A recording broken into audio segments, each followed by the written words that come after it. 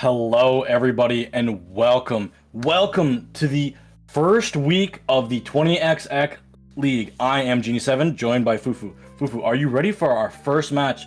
Fluffy x Black Lotus versus Metro. Absolutely. I've been waiting all week for this moment here. We have top teams coming into fight here in 20XX, and again, this is our first match of the day, and I want to see what they're going to bring to the table. This is basically, a little pressure here for the first match, set the mood for everything else coming through. But I think they're going to do an amazing job of it, especially because we're going to be starting off on Splat Zone's Robo Ramen. Yeah. First of all, we should probably introduce our teams a little bit. We do have Fluffy x Black Lotus, which is for the people who know, it kind of easy in the name. It's Black Lotus. It's just they've partnered with Fluffy Gaming and are now partnered. The same member, same roster that you've come to know and love over Black Lotus, just with some fresh branding, which I'm all for the branding. And they did qualify. What was their qualifier? They won. Did they win a qualifier? No, they came third in qualifier 2, which is how they qualified. Interesting. Some good stuff here, honestly, and they're also one of the few teams that have sponsorships. Sponsorships are very, very special here on the Splatoon side of things, so that's also a huge plus for their side here. And on the other side of our, well, not really bracket, because this is group stage of, a league. I'm not used to a league, bro. It's not like a league outside of Ludi is unheard of. Last thing I remember was Tassel. That was it. Yeah, because Ludi is our main league that we see people talking about. We have the division splits, a huge amount of teams here, but we have a little bit, because we had qualifiers happen and we just condensed it to a smaller league of the big boys. Yeah, because you have to have won either one of the three come top 2 in the first or second qualifier, top 3 in the first or second qualifier, and then the fourth one you had to actually win it, or on the other end of the events, we also partnered up with IPL, and for the fourth iteration of Super Jump, the winner would also qualify. The winner of the fourth Super Jump happens to be Metro, our other team. That is how they got into this tournament series. Into our league. Huge. Yeah, and they fought their way to be here too, so I'm excited what they're going to bring to the table. And now that we've introduced our teams, I want to turn our attention a little bit to the map that we have on board here, because we have Robo Ramen zones. Personally, a big favorite of mine here. It allows for a lot of options here. Of course, the mid, it's very open. You have a lot of space to contest zone, to take active fights where you want, but you also have the underpasses in order to, take a little alternate routes. You have a lot more options on this map, which I personally think makes it a favorite between a lot of people. Oh, for sure. It's actually one of the very few maps that we have in our map pool. Just want to go over quick rules, some ground rules before we get into here, as this is week 1 of our event. We have no Rainmaker. We have 6 zones maps you can choose from, 3 tower control, and 3 clamblets. The rules are counter pick. We start on a zones map, and then after that, it goes to loser's pick. The problem is that can arise is for teams, you cannot play the same map twice. You can, however, play the same mode multiple times. It's just you'll eventually run out of maps to pick because we don't have that many maps. We only have 12 maps you can choose from, and half of them are zones. Half of them are zones. Honestly, kind of based. We love our zone to this house. But yeah, it's like you have to really think about your choices here when you're counter picking, or just simply, try to take as many wins as you can. This is a best of 7 match. So the thing that I love about best of 7 matches though is that these teams have time to adapt to each other. You could see one team could possibly be dominating in the beginning, but then suddenly the other team could be, starting to make their way up and could possibly turn things around. The best of 7s really test a team's ability to adapt. So that makes me all the more excited to see this match come up here. And here we go. Are you ready? Our first map is on our hands. And anger on the tent. Love to see it. Absolutely. We are seeing the mental sneak squeeze. That's the arrow spray. Oh my god. Zenith. No way. This dude is not playing. Honestly, I think we're going to be seeing a bit of that restarted cheese active here. They're going to be farming those left and right here because there's no way. This is the league. This is everything that we fought for. And Aerospace a pick. It's already come out and at least helped to get 1. This is Metro though. They are going to be able to hold control of this zone to start off the game. They're pushing into Black Lotus's base a little bit, but both teams have cooler up. So any kills that happen right now are going to be kind of null and void. These kills are already being evened out here. We're seeing fights coming out. Ooh, unfortunately, the airspray going down. It looks like Black Lotus is going to be able to recap the zone here, as Noctis is trying to take a little bit of a fight against the pencil. I love seeing the screen also coming out here from the side of Metro to add a little bit extra step, add a little pressure onto Black Lotus, but it's not going to be enough because they're still highly in control of the zone. But we are seeing a flank here from Atomic to see if they can find any sort of pick. Oh no, that's on their side here to try and find any picks regardless here. But Black Lotus is holding the zone and taking the lead as well. Yeah, the lead has been taken. Domic's just going to opt to back off. They are approaching that screen, which is kind of a good way to really force sightlines on the pencil. Problem is that there's a lot of other weapons that don't really care about it. Oh! The members of Black Lotus, they are going to go down though in front of that zone. And that's going to be an easy recap by Metro. And Zenith tries to go in with the rear slider, but punished. And we are seeing that screen before as well to provide a little bit of extra space for the members of Metro, as well as a cooler on their side as well. But that Zuka from Black Lotus trying to find any kill they can here. Atomic, going down to that tent. It is 2 down on Metro, but they're still holding the zone. But I don't think for long here is Black Lotus is quick to recap it back in their favor. Yes. One thing I would like to mention is that regular blaster. That's actually a really good pick on this map I can find sometimes. The big bubbler got some really good usages as we see it out on the zone. And there's Knives with that Zuka. What can they find? The restarter is in. They've lost quite a few of their teammates. They are at least able to help punish the air spread to go down, but they have to back off a little bit. Oh, but the jump in takes a Gauss. Yeah, what a lovely direct one. But here comes a spin from Metro to once again block any sidelines and make a little bit more space for them as they continue to hold these points. These penalty points are also out of the way here for Metro as the Blasters just trying to find any picks that they can, make that space. So taking a little bit of a fight with Gauss coming out on top, but they still got 2 members of Metro to come out with. And those points continue to tick down for Metro, but not before it's contested. They're still fighting for it. They want this lead as the Race Fighter comes out and gets just as punished. Oh, but it doesn't come through with the cap. It's the opposing cap that comes through. So at least they're able to keep on to their lead because that forces a penalty on the Metro. I thought for sure that Reef Slider would have been able to do enough. Unfortunately, the Reef Slider is only so powerful here. Metro does have penalty points to get through here before they get totally. Ooh, a train here. Oh, we have those fights here at the underpass. They are not playing. Everyone wants a little bit of a taste of those flank routes there. Yeah, the flank routes, they're so good on this map. It's something that we're definitely not used to seeing in a lot of other maps, which adds a little bit of spice to this, ramen bowl. Absolutely here, and I love the position Noctis is taking here with this blaster, using this bubble to hold that space a little closer to the base of Metro here. But the whales are also coming out from them. But there's going to be 2 down on each side. Black Lotus is still holding this. Oh! But they're still holding the zone in neutral. Oh, the jump shot! It's going to be no shot. Oh, it doesn't go for the right one. You have to go for the 10 umbrella first, because if you miss your shots on the 10 umbrella, it will be able to get its shield out. And Goss, unfortunately, opting not to get to the right one, but at least I think they're going to be able to come up with a punish here, because this lead, it should be theirs as long as they can hold on just a little bit longer. We are seeing these whales coming out to make a little bit more space here, especially against this 10 here, whose shield is nearly up and out. And that is going to be the lead swap in the favor of Metro. They're they want to hold this. They're going to want to get as many points as they can, especially in a situation like this, especially because we're also a minute left into this game. Black Lotus quickly flirting the tides real quick, capping that zone once more, not without getting punished though. Yeah, no, they did get punished, and they are still getting punished. This Reef Slider is going to go in. Should be able to get punished, but no way it takes out Noctis in that situation. Honestly, this Reef Slider's been going a little bit too crazy for my liking.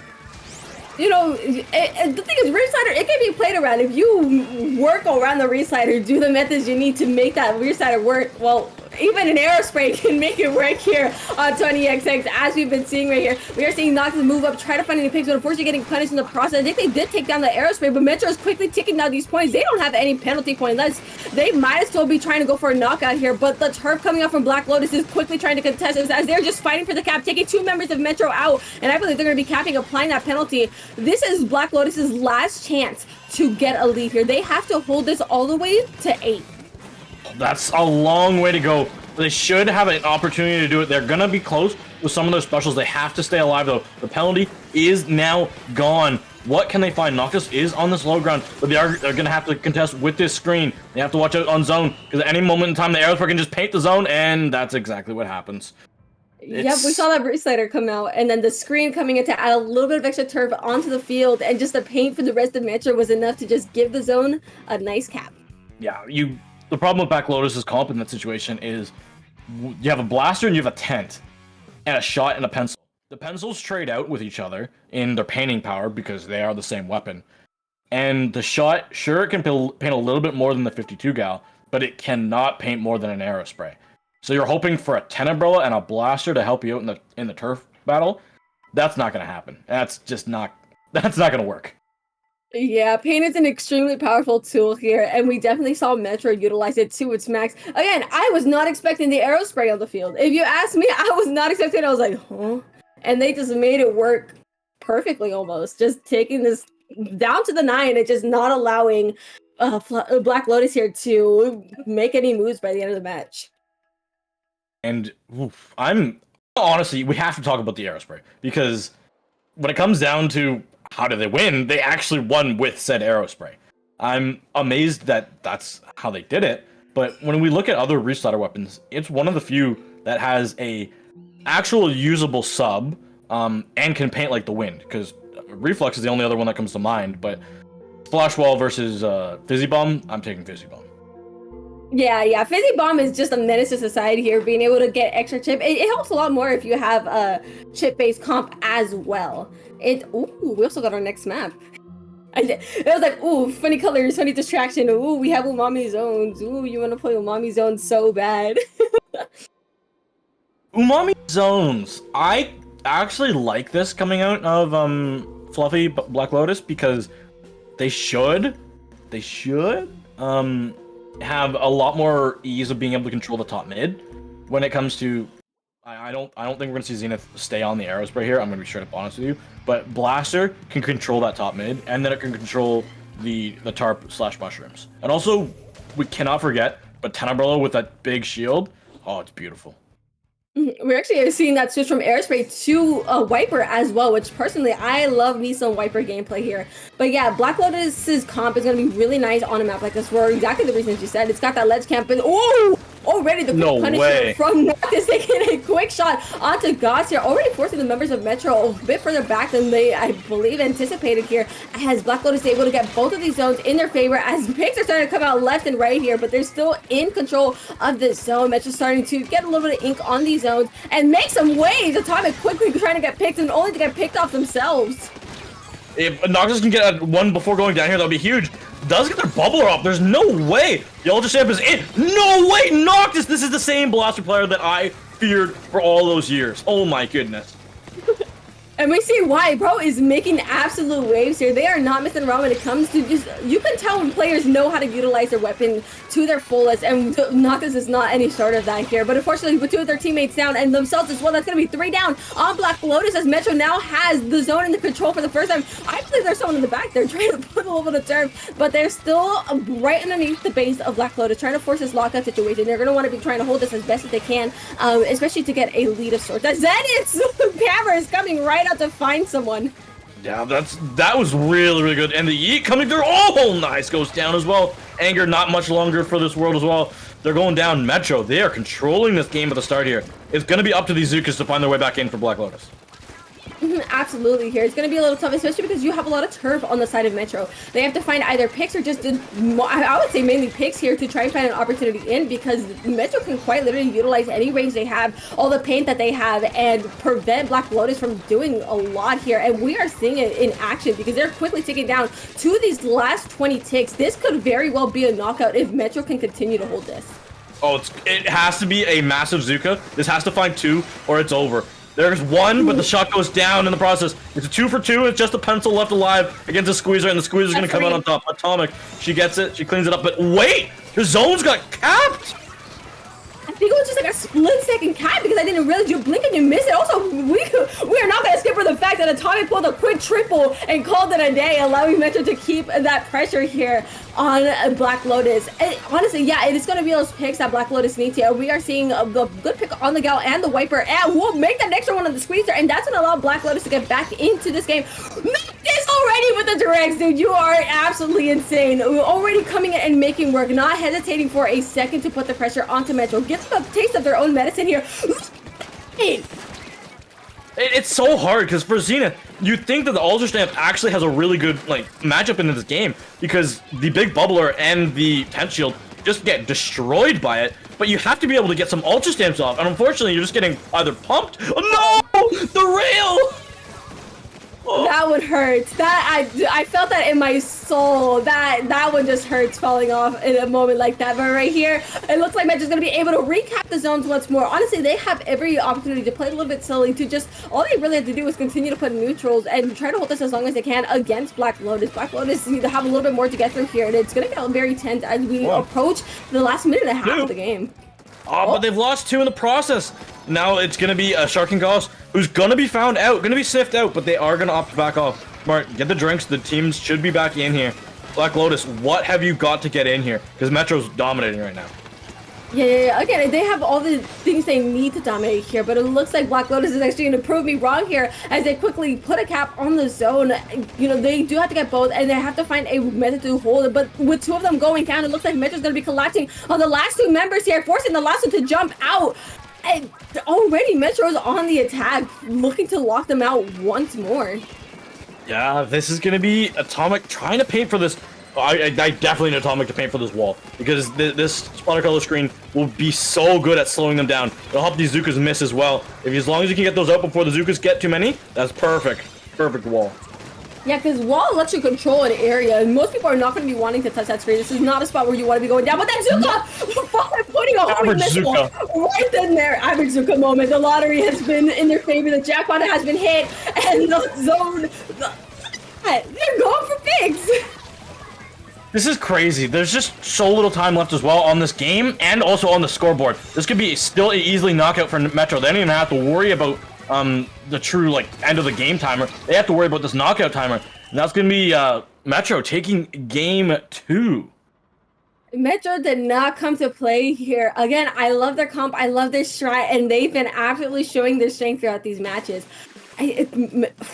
Just dang. I have to collect myself to find the words here. There's been so many amazing plays during these games already. I also have to agree with you with the absolutely like just dang. And oh, this was a strong showing from Metro. Black Lotus, they're not down, they're not out. This is a best of 7. Normally in a best of 5, this would be reverse sweep territory. There is room for improvement, and there are places that they can go to, like also kind of evolve. I would be cautious though right now, because I feel like if you're not being close ranged by the wiper, it's the squeezer that's tearing them apart. Yeah, they just have all the range. They can utilize so many things with this. Again, I mentioned it a little bit during the match, but Metro had the paint, they had the range to basically outdo Black Lotus. Their Black Lotus had to pretty much rely on the picks that they were getting to get in, because Metro had they had the luxury of engaging and disengaging in their fights. But we are going to be moving on to Rainmaker Inkblot. No, this tower is control. interesting. This is tower control Inkblot. If it's Inkblot, it has to be tower control. Gotcha. Oh, we're getting comms. We're getting comms in chat that they are going to be going to Inkblot, but they accidentally hit Rainmaker with the presses. So we are going to be able to have a lobby reset, which is good for us, because we get to talk more about the Inkblot tower control, which will be coming up. Oh goodness, don't even get me started on the Inkblot tower control. This is personally also another favorite here. It seems like it's one of the more common tower control maps that you see, maybe other besides ship shape here, but it can get incredibly slow volley. What I've learned about tower maps is they can get really slow volley past a certain point, and that is a ramp checkpoint. So if teams can push past there, they're smooth sailing in for a lot of points usually. I like this map. The only problem that I have with this map is it forces anger. Of all the tower control maps that we have, there's 2 problems. What's it forcing anger on? And the other one is, this is a common map that you often see Blaster players play. Yes, it's a playground, and Noctis is really good on it, but a lot of people have scrimmed against Blasters on this map. I'm just thinking back into like Splatoon 2 times as well. This is not uncommon territory, so this is often well rehearsed at your counter strats to Blaster. If you go to Mako, or especially Hagglefish, I know Hagglefish, not a lot of people play against Blasters here on that map, so I would have maybe opted for the other 2. And while I'm talking about this, Fufu, I should also mention that at any point in time, if Metro loses this game and they go to either Hagglefish or Mako on zones, that also eliminates the possibility of us going to Haggle or Mako on tower control. That means there's one less tower control that Black Lotus could go back to. That is very true as well. So it's just as we move forward, these law missions start to get a lot more limited on the field, and I think that's what makes it a lot more interesting. It's like you are forced down to your last wire, to what do you have left? You want to exhaust your best options here in the beginning, but anything goes. I'm just excited to see how Inkblot Tower is always going to be a map that I love seeing anyways play, because the flowchart is very it's simple on paper. You're going to Major Grabbing Tower, you're going to move on, you're going to get on their plat, you're going to get on their badge, you're going to get up there and kill everyone. That's so real. That's usually how it goes. That is so real. And that's actually an insane weapon to pull out of here. I'm a little bit surprised to see the roller coming out from Zenith, but also not really, because also you have a really good roller player in Atomic. But I'm all for it. Carbon against these weapons on this map can go nuclear. Oh, absolutely here, honestly. And again, Metro, we've seen that they have the paint support for something like Carbon as well, as they're able to get one, trying to find a second one, able to find it in a trade here. It's going to be taking out two, but just going down as well. We are seeing this Will come in, take out the 10 on top of that. Metro's going to get themselves going here, get this ball rolling, get this tower going, as the Zukas from Black Lotus are going to be trying to find one on Goss, finding one success with that. There's two down on Metro. That might be, it's not going to stop the other two other members though, because they're continuing to try and fight picks and continuing to move this tower forward. It's just so hard, this matchups. Metro, they have so many good answers to what Fluffy Black Lotus has. It's just so difficult for them to find anything. Noctis trying to do their best, able to at least punish with a teammate. They're trying to get back into mid. This bubbler is going to be ready, but I wouldn't have to use it quite yet. They're able to at least find Atomic and start to push forward. And you know, it's gonna be a little bit, you have, if you're Black Lotus, you have to be a little bit more aware, because now you have the worry of there could be a Carbon sneaking around just about anywhere here on the map. And we, the face-to-face, we see this bubble used on this left fight here, and unfortunately not being able to quite, I don't know, it is fine, it is fine, it's fine. As the rest of the members of Black Lotus are starting to move in as well, getting this tower moving, getting going, trying to get these points on the board here. That is going to also be two down on Metro at the same time, but Goss is going to be here too. Even the scores here, find another pick, try to find a third possibly on the tower, finding it indeed already. He's quickly switching the tides in the favor of Metro. Yeah, and Goss, just the wall plus the whale plus the 52 gal, and being a skilled player like Goss, it's so devastating. It'll tear you a new one every single time. Absolutely. It's like, his players are not to be messed with either. It's kind of crazy. Honestly, goodness. Metro already moving this. They are already to the points that they were before. God's able to find an extra pick on that 1v1. Here, it's going to be finding another. Dude is on a rampage tonight. Trying to find an extra one on the side, breaking the shield. As the rest, they have three on that poor 10 player right there. As the points continue to tick down for Metro. Yeah, Metro is just absolutely steamrolling this one right now. Finally get to see some Yoshel POV. It's like, Yoshel's been holding it down on Pencil this entire time as I say that Yoshel goes down. Wasabo, but it's an underrated role, honestly. Thank your Pencil players, because they've been in Pencil jail for far too long. Absolutely. People undermine like the value of your backline, your anchors as well. They provide support. They very much enable their front line to do a lot more silly stuff, and we love to see it. We love you guys. But if Metro just, I think their push might be over unless they can hold this. As long as they don't go down here, they might be able to preserve this push and pick it up. But right now they are at 15, and Noctis is coming in here trying to find some extra picks while they're at it. It looks like Black Lotus is going to successfully, I think, move Metro out of their base. They got their coolers. They're getting moving. They're getting moving.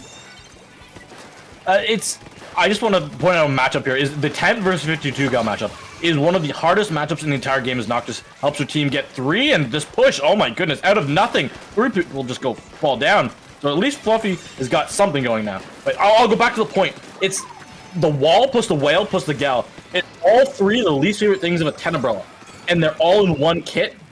Anger has just been shut down like the majority of the set because Goss has just been playing that 52 gal consistently. Oh my goodness, these weapons are kind of ridiculous, but I do want to also mention that Black Lotus is now past the second checkpoint already, and they're going to be quickly approaching the lead that Metro set up for themselves. I love the positions that Black Lotus is in, and Metro is a little cooler position. Oh, can they get this? That's a bubble on tower. They might just have it. Someone basically has to run into the tower. That's going to be the lead swap just like that. And they're going to be able to knock this out. It's going to be huge for Black Lotus. And they're going to be trying to do it. They're 2 points off. And that's in the favor of Black Lotus. There's no way. Like, the start of the push looks so innocent. They got 3 just off of, I want to say, a blaster direct plus a blaster splash damage and followed up with some tent and some shots and a pencil. They got 3, everybody but the opposing pencil. And then followed up with good special coordination, plus being able to take bats clean. Nobody was there to fight Noctis on bats. That bicycle bats area, you need to remove that blaster. But who's gonna go up there and really fight for that? It's kind of hard. You kind of want your Carbon to do it, but your Carbon needs somebody else who can paint, but you don't want to send your Squeezer or your Pencil there. Does that leave Goss? And then who's else is poking from the front line? And I don't think Metro really had a great idea, and it was more Black Lotus knowing this map and knowing how they can snowball this in their favor, and they showed that they know their homework on this map. Absolutely. The stars aligned there for Black Lotus. It was just one big, huge push, and Metro just couldn't recover from there. Again, their options were limited, just as you said. And, it's just like, wrong. We're getting picks. We're staggering them. We're moving this tower. We got what we need. Might as well knock it out. And that's exactly what Fluffy Black Lotus did, bringing it right home. Oh, yeah, for sure. That was a really, really, really good map. At the end, because you could see where Black Lotus knew that they had to do. They bent, but they didn't fully break, and they allowed themselves to stay in it, and more importantly, allowed themselves to stay in the series. Because I'll be honest, if they're in a 3-0 hole, that's not a great one, not a great idea. It gets very dicey, very risky once you start dropping more sets there. And the score is now 2-1, which is, not bad at all. This is still anyone's game. We are technically we're barely in this first half of the set. And oh my goodness, looking at how these teams are playing though, these guys are great players. They have so much more to bring to the table, and I'm just very excited. Yeah. I'm just thinking about counter picks here, Fufu. Do you want to take them to, we're definitely taking them to a zones map. Let's be clear, we're definitely going back to zones. We have Mahi-Mahi, Mako, Barnacle and Dime, and Hagglefish. Mako and Hagglefish, on the other hand, if you pick those, that takes a tower control off the board as well. If Black Lotus wants to go back to a tower control. But do you really want to take a blaster and a tent to Mako? That's also true. You kind of have to weigh your options here. It's either you find a suitable counter pick for said weapons on those maps, or you just don't play that map at all. That's the hardest part. You really just have to weigh your options or take risks here. And it's a long set here as well. Yep. Interesting. We do have our Zone Hagglefish map pick coming in. So that will also take tower control Hagglefish off the board if we want to go back to that. But I kind of like this one. I don't think we're going to see Aerospray come back out. Your Squeezer can really dominate here. 52 gal is good on any map, any mode combination, as everyone knows by looking at the top 500 leaderboards, just because, half of them are 52 gal players. Nope. Gal is kind of crazy. Gal is a kind of busted weapon when you think about it. 2-shot and then if the RNG's on your side, and a wall to help make space. Ooh, 52 gal plus splash wall, and any special it has been gifted with Killer Whale twice and a Booyah Bomb in another game. So, it's always had a place in the Splatoon meta at some point in time in its history. There has not been a game that it hasn't been dominant. Its shortest reign of terror is probably Splatoon 3, which is saying a lot. Because it's been dominant for, I want to say, about 6 months now. I can't disagree. Oh, I'm very curious. I'm gonna see if they're gonna bring out any comp changes here. Nope, it's gonna pretty much say. That shot was there before, I'm pretty sure. Yeah, it doesn't really seem like there's too many comp changes on each side. Zenith is going to be going to shot, though. Again, this guy is flexing everywhere. We love to see it here. Again, I'm expecting either condensed turf war to some sort of lockout that it's going to bring it to a KO, or condensed turf war. Zenith is the only person in the lobby that has swapped weapons between any of the games at any point in time. Zenith also has never played the same weapon twice in the set. Absolute flex. Yep, that's the power of flexes here. Just pick up what you need, and whatever gap you want to fill, they will fill it. And that's what we love about it. We love our flexes in this household, if I'm being honest here. And it just while we're on this topic, it looks like Metro is going to be the first one in control of the zone as well, because they're already bringing these points down to 70, but it's quickly got contested and swapped here by the members of Black Lotus. They're not here to play around. I think both of the teams are still, feeling each other out, seeing like, hey, all right, what are we doing here on the beginning of this game in general here? Yeah, we're gonna have Zukas out for both sides. In just moments, we're gonna see what they can find, because really it comes down to how many can you find with the Zuka, is how long your lead can stay extended. And unfortunately, you lose 2. You've gotten a little bit of a trade, so Metro should have an opportunity to get back in, unless Yoshel on this pencil can do miracles. Yeah, it's gonna be really tough here because they're approaching those last 30 ticks and Metro is locked out right now. We are seeing that screen to help with the retake as well as the Pento putting some turf on the zone, but Pento cannot get the zone as easily anymore as one of the members is gonna be going down at the same time. It's gonna be 10 ticks. It's gonna take a lot here for Metro to try to go and move with that Pento. That bubble is on the zone. I think that's gonna be it. Black Lotus taking game 4 just as fast. Honestly, I want to say it's been a in-game Fufu. It's only been about 2 minutes, and I want to say 2.5 minutes before it was a 2-0 lead for Metro, and 2.5 minutes of in-game time, the set is tied 2-2. This is why a 2-0 lead is not down and out, and this is why it's up to the adaptations that you make at the top level and why they're so important to be able to stay in these series like this. Exactly. It's like, this is what separates players from most. It's the adaptation. And that's exactly what they're doing here on Black Lotus. They're like, okay, we've seen Metro, get a little silly, do their things. And it's like, once you start memorizing a team's patterns, things become a lot more dissectable. And it's a lot easier to point out these small things. Oh, they move this way. Oh, they like to take this path. And that is quicker to punish. And we are seeing that basically live here as Black Lotus is just able to be like, oh, okay. Collapse on the members of Metro, lock them out, didn't let them out once more, put a bubble on zone, called it a day. And it was over just like that. Yep, it was beautiful. It was a beautiful ending to a beautiful game on the side of Fluffy Black Lotus. And I say it every time because that's what we kind of have to do between our games. After the last map is over, we got to look at what the next map is, and because we don't know, we have to just speculate. Wait, is that a diamond sword on your wall? I'm glad you asked! Hold on! Oh, my potion fell. That is very much a diamond sword on my wall. Oh my goodness. I just enchanted my diamond sword in my my friend's realm yesterday. So, I don't know. I just got back in for some reason, I don't know why. Actually, I do know why, because we don't have a new season in Splatoon. I was looking forward to the new season, and we don't have anything. Yeah, no, we don't got new content. We do. I'm assuming we're gonna get new stuff here for the upcoming Final Fest though, which is gonna be very interesting. Also, you having the 2-week Minecraft phase again? It's not 2 weeks. It's gonna be like, I want to say about 2 months. That's usually me and my friends. Ours is like 2 months. That's fair. It comes out like every 2 years. So it's like a random event, like every once in a while. It's like, yeah, okay, we got. It's like, why not? Playing with a bigger group of friends is also like, that keeps it going. That keeps it going. Yeah, it's it's just how it is. The last one was before Splatoon 3 came out. It was like the month it died because Splatoon 3 came out. So Splatoon coming in to snatch every Minecraft phase in existence.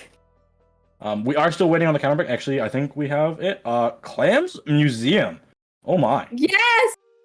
I love this map. Don't even get me started on this map. I'm a leader player. I'm a filthy E-leader player, so I like this map a little too much. It's a very open. This is a map here in the middle. There's a lot of this, there's a lot to look at there. So any Charger player that's on, which we have on both sides, I'm pretty sure, is going to be thriving on something like Museum Clams. But also, something to keep in mind is that there is access to the ramp on the plat there as well pretty quickly. So a team with enough speed can also overwhelm that and prevent any Charger players from feeling a little too good there and taking shots in the middle.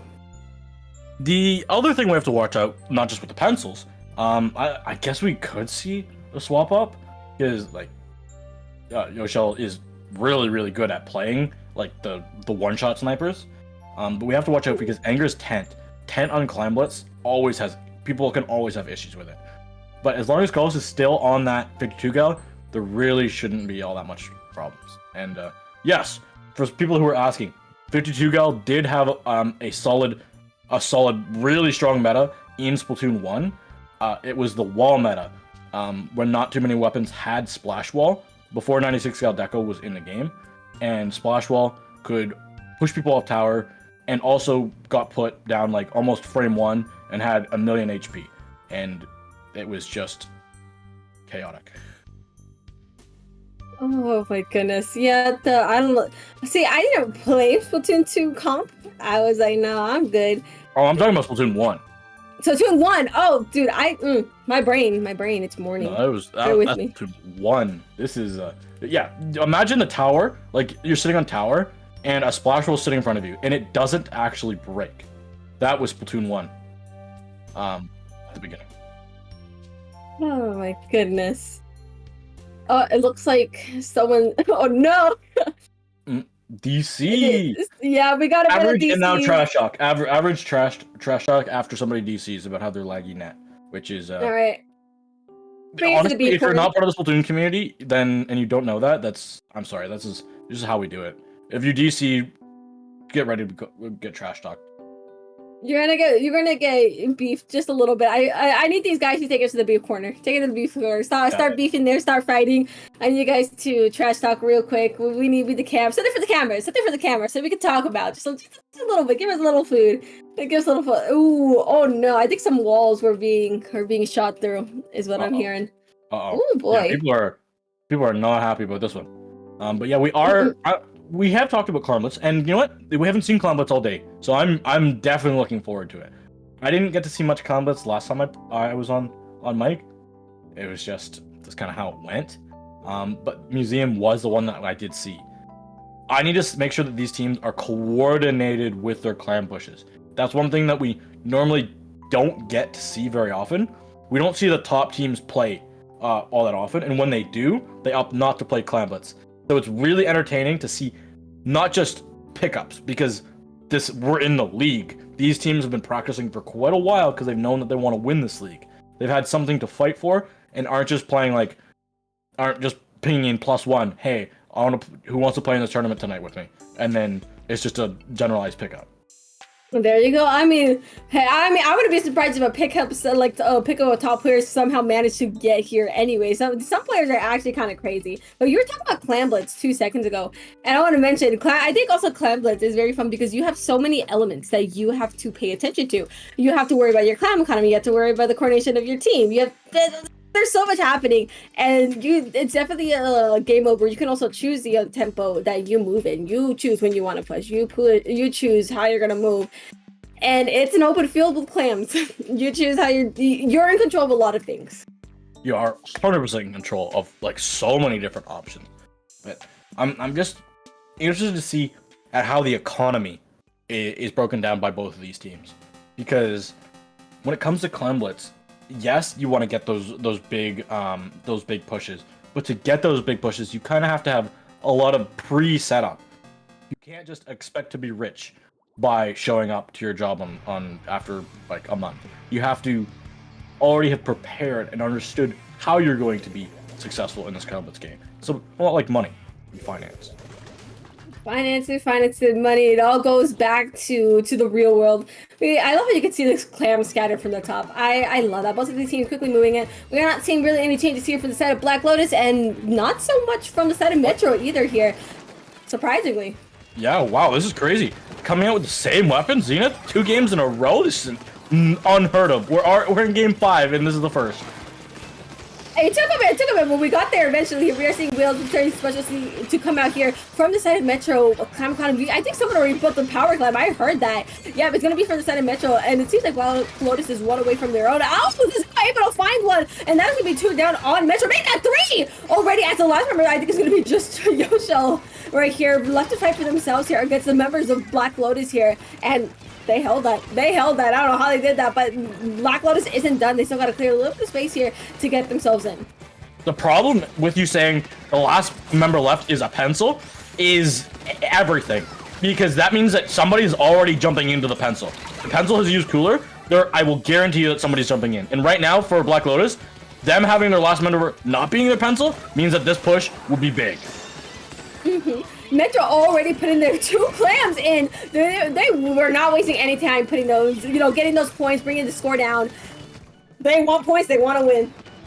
They do. Now it's going to be really interesting to see how Black Lotus tries to get back in. You have to watch out for this killer whale coming through. Goss goes down. Yosho's trying to go in. Zenith is gone, and that's 3. Atomic. She has to hold on. She has to stay alive and cannot. Oh, actually gets 1 before, and Ops just hold mid as well. That's really good. great stuff here from the side. We are seeing a bit of a Tent and Gal fight here on the side. Unfortunately, Tent going down to Goss at the same time. Yeah, that is the matchup. It's not, it's winnable, but you have to outskill the Gal. And Goss is not a Gal who's easily outskilled, like, at all. You have to bank on RNG at that point in time. It's like, just pray the RNG gods are in your favor. But right now, it looks like Metro's already setting up to get themselves to another push. I do see two specials up on the side of Black Lotus here. Metro just saying they're broing something. They're broing something back here as well. They're just trying to put a little bit more pressure. But Zuka being able to find a quick pick on the Gal, which is going to be huge. That's a good chunk of pressure up and out of the way here for the side of Black Lotus. They just got to find their way to mid, find a way to clear all this space. Yeah, Noctis has to find some paint in front of them as well. This is going to be a difficult situation. They lose Anger, who's on the tent. They also lose their shot. As goes down, offering to back off just a little bit. They need to be able to hold this mid, though, to really have an opportunity to get back in. An Atomic. Perfect placement of those shots with the Squeezer. Even with that movement nerf, still good. Yeah, Squeezer, I don't think can be bad here. Just, I feel like the Squeezer nerf can definitely still be felt with those, you know, those small, like, you know, usually it's at the very edge and you can still get them, but it's still a very strong weapon regardless. And I'm glad to still see it being played here. Yeah, it was better than Edit. It's better than Edit, even though it post nerf, and they still nerfed Edit. Lovely. Poor Edit. Poor Edit. Bro, sadness. We are going to have a 2-2 situation, which will most likely favor the defensive team, and that's exactly what it is, especially with Yoshel just wanting to paint for this next cooler. The faster they can cooler out, the faster the team can start going and getting to risk going. Soda! The pencil joust is crazy! Yoshel being able to take down the opposing anchor, which is going to be huge. Just a lot less pressure here on the backs of Metro. But if they can get these clams and leaving Yoshel to basically fend for themselves there as they take and save one of the balls. Oh! Not painted. You got to paint your walls like in Salmon Run, so you can easily get out of there. But unfortunately, you know, with the Big Run coming up next weekend, these teams gotta practice on the wall painting. Oh, 2 down. Oh, Zuka huge. The Zuka stomps are going up as we speak, as Knives is able to get a ball into the barrier, but quickly, just as fast. Black Lotus is going to be going 3 down. Metro quickly defending their home base, and only allowing to get a power clam and a singular clam, and there wasn't really a lot of points that were going in for the side of Black Lotus. Metro is sitting nice and pretty here, especially because we only have 40 seconds left, and they can either hold this or get another push in to extend their lead, but whether they want to play risky or not, it's up to them. Well, if they score, they also give a power climb back to Black Lotus. They could also just wait for the overtime push, which I think is a smarter choice.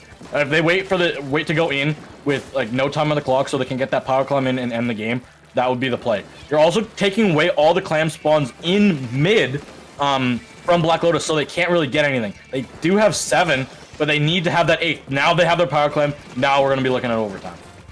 Yep, overtime is starting just about now here. Metro just gotta defend their crown here, and Black Lotus has to find an answer to Metro. Seeing this bubble being popped here from Noctis, trying to find any picks, trying to find anything they can right here. Able to find one on the pen is gonna be huge, but not before it's traded out here. It's gonna be 1-on-1. I think overtime is just about ending here. Black Lotus has to put something in now if they want a chance to win there. That hurts. It just barely, it was on the basket. It wasn't enough for it to go in. That one just hurts. It does, but you have to take a little bit of a step back as well, Fufu, and just see what else did they have to sustain. The last member who went in, there was one member who was just respawning, and everyone else was already gone. So as much as if that power climb had have broken the basket, and we would have still been in overtime, I don't think overtime would have lasted much longer past that power climb going in. Unfortunately not, but we don't really have a full... We really don't know until... unless it happened itself. That's the thing about these things, because sometimes you think, oh, no, everyone's gone, and then, wrong, there's like one player with a power clam, that's not power clam, but just a singular clam or two, keeping it open enough to, you know, possibly snowball it. I've seen it happen before, therefore, it's just unfortunate that the power clam didn't get to open the basket in the first place here, if you're a Black Lotus. But Metro being able to hold this through, all in all, gets another point on the board. Yeah, now all they need is one more, and luckily for them, this match was critical because they are going to be going in. If there is a game 7, they will have the map pick. They will have their pick of what is left to play on. Speaking of what map is left, you've won tower control, Black Lotus. Go to the only tower control map that's left. Go to Mako. Take the Mako zones off the board. Unless you feel like you can beat them on Mako zones, but I would rather just take them to tower control because you showed that your tower control. Once you dig in that offensive gear, Metro couldn't stop them. Yeah, Black Lotus has some crazy offense when they get to it. We saw it during that Inkblot match, and I honestly I kind of want to see it again. That was really fun to watch. But it's like Metro is one away from the set win, pretty much, as we saw before. So it's going to get a little tense for both sides here because Metro is going to be wanting to bring this home, just be like, okay, we're done, it's over with. And Black Lotus is going to want to still stay in this game. They're going to be wanting to even the score, bring this to a game 7 because they still, let's be honest, every team wants to win in a situation like this. Yeah, true. This is critically important as well because we don't have that many weeks here. There's only 14, like your team and 3 others in your pool. So you need every win possible. You don't have to win out. Winning out going 3-0 does help you and make sure that you're in because no one else can be 3-0 if you're 3-0 in your group. But tiebreakers as well. If you lose this one, you want to make sure you lose it in game 7. So then you can at least have better tiebreakers between everyone else. Because if we got a lot of teams that are stuck at 2-1, it'll be interesting. It'll be interesting. Yeah, that's when it goes down to the wire, and you really start looking at your actual, scores of your sets, and it gets a little bit silly. So oh my goodness, it's just like we just started. Again, this is just week 1. We have so many weeks to look forward here as we go through the month of September. Did they get pick up and ready? Yep, it's scores. Hey, yo! Oh, I hate Scourge. I got beef with Scourge. You got beef? I don't have beef. I have beef. All right, go with the beef. I want to hear the beef first. No, okay, listen. I don't know. This map feels funky. It's been here for a while. Again, I don't like it as a backline. There's this big block in the center. You could take the middle. Don't get me wrong. Like, these pencils can still take this block in center and have control of a good chunk of space. But that block in the middle also feels made it feel so much more narrow. What I find is that a lot of teams either get stuck in the middle. You push past the center point, or you just don't. You never get past it in the first way, or you try, you hesitate, and you die. But I think at the level these teams are playing at, they're well aware of the structure of the map, so I don't think they're going to have nearly as much of a problem with that.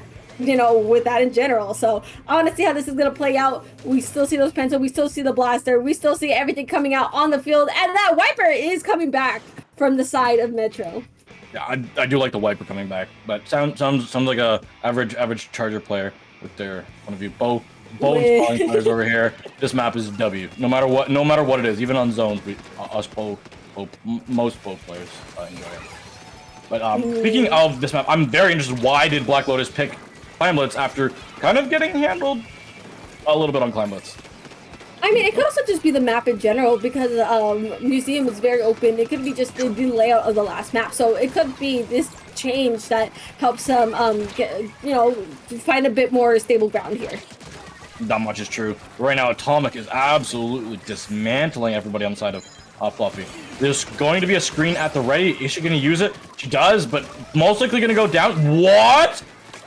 Oh, the play. Atomic does not play around, somehow escaping death by a hair right there. And it looks like Black Lotus is able to, cap a little bit more, or not. We're going to be seeing a pick on their side as well. Metro is still having a good chunk of control here. Instead, able to find an excellent pick on the pencil. Atomic does not play around here. Has been able to get a bunch of excellent picks on their side here as Metro is having that push all together here. The game is just going and moving. They're getting down to the halfway point already.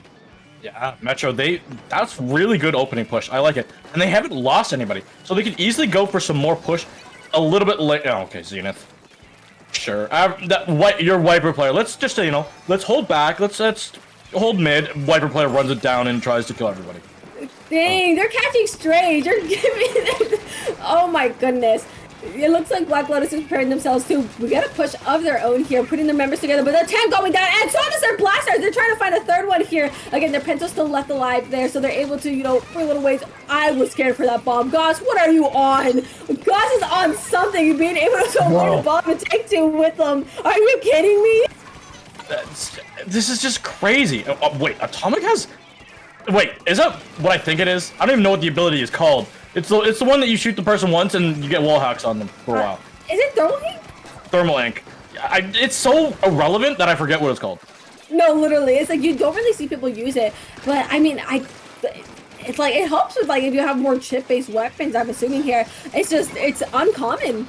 Typically, so you're right. She's like, what is the name of this thing? Yeah. Squeezer doesn't need gear abilities so much that you can run that ability. That just tells you everything.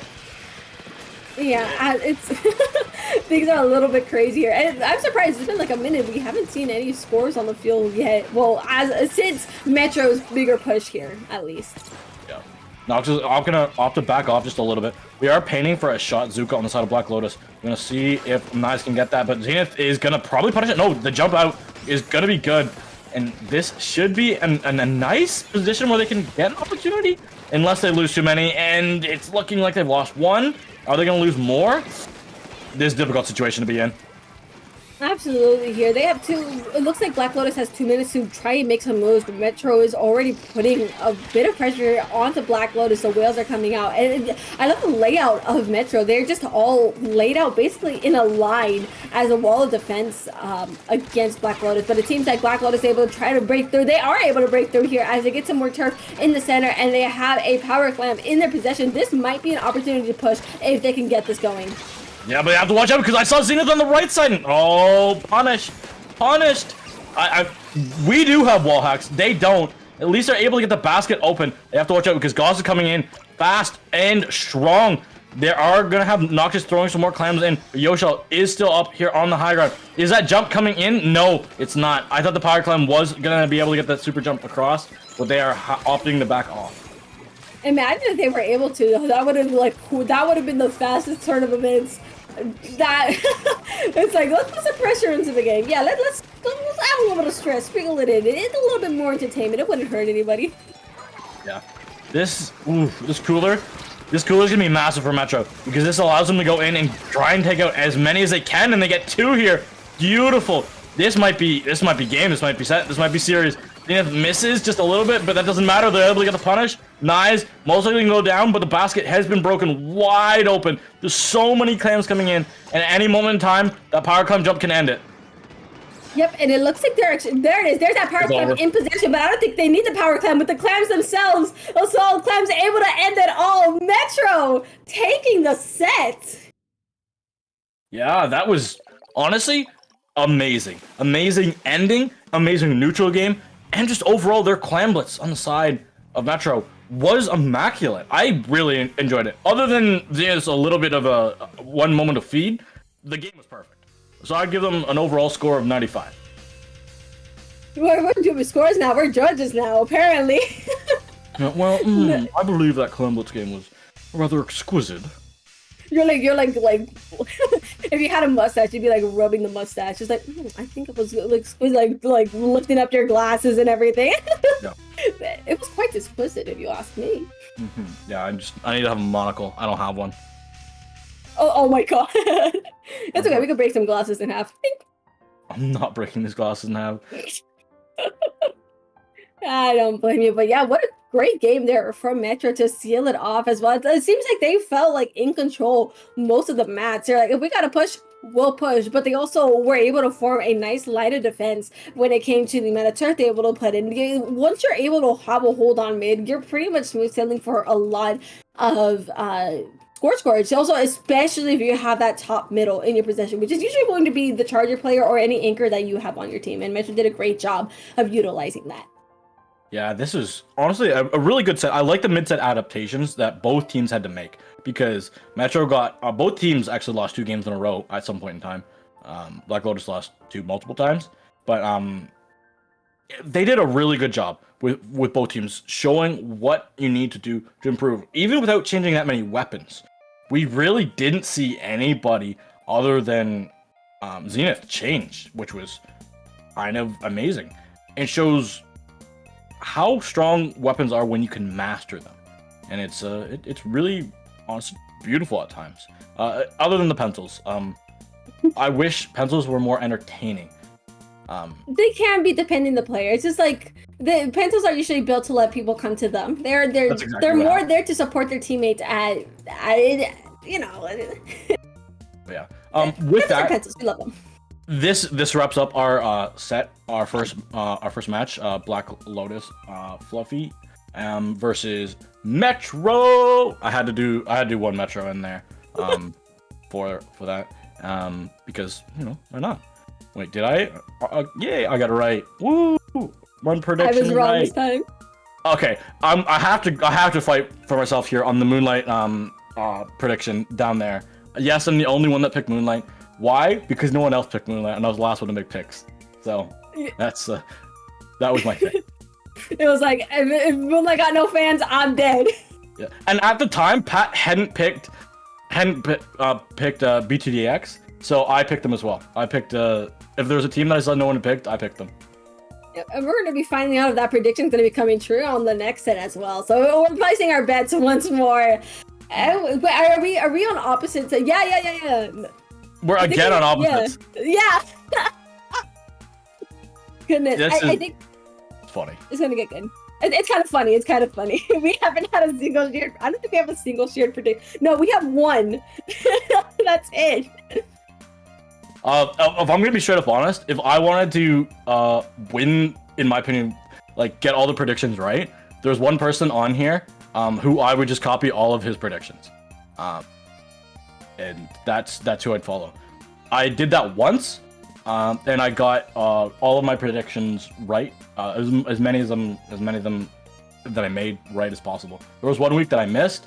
It was the same week that he also missed. If anybody knows who it is, type it in chat and see if you get the right bot. This is crazy. Yeah. Hey, we take some, and some we don't. Yep. We are going to be starting out on the same map that the TOs selected for week 1. I believe. Well, I know our TOs are in chat. I'm believing that everyone starts on the same map for week 1, so everyone can have the opportunity to practice the week 1 map that we are selecting. I'm just gonna wait for confirmation on that. So I'm assuming that the other 2 matches, which you will be seeing here later today. Don't forget, this isn't even the halfway point. We're just done the first quarter.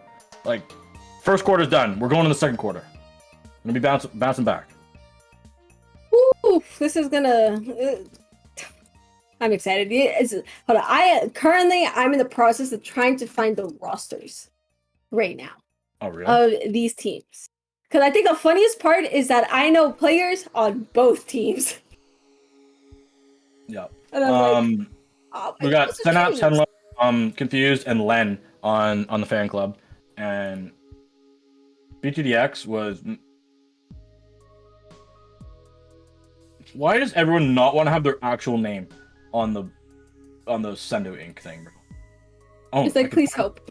I can find it here on our handy dandy thing that we announced all of our teams on. Don't forget to follow Doubtful Productions on Twitter, because that's where we post when we go live and stuff like that, and follow the stream. And also we have all the teams that you can look at them. Oh, I just got the last information. Synapse and Lexi. Boom. There we go. Woo! Yeah. Interesting.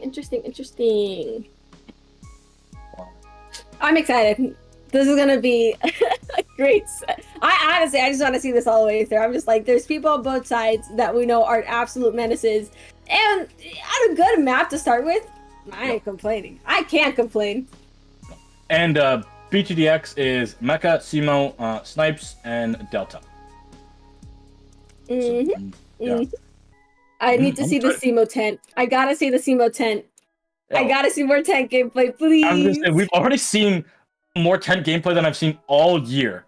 So, like, what are the odds that we see more tent? It's Simo.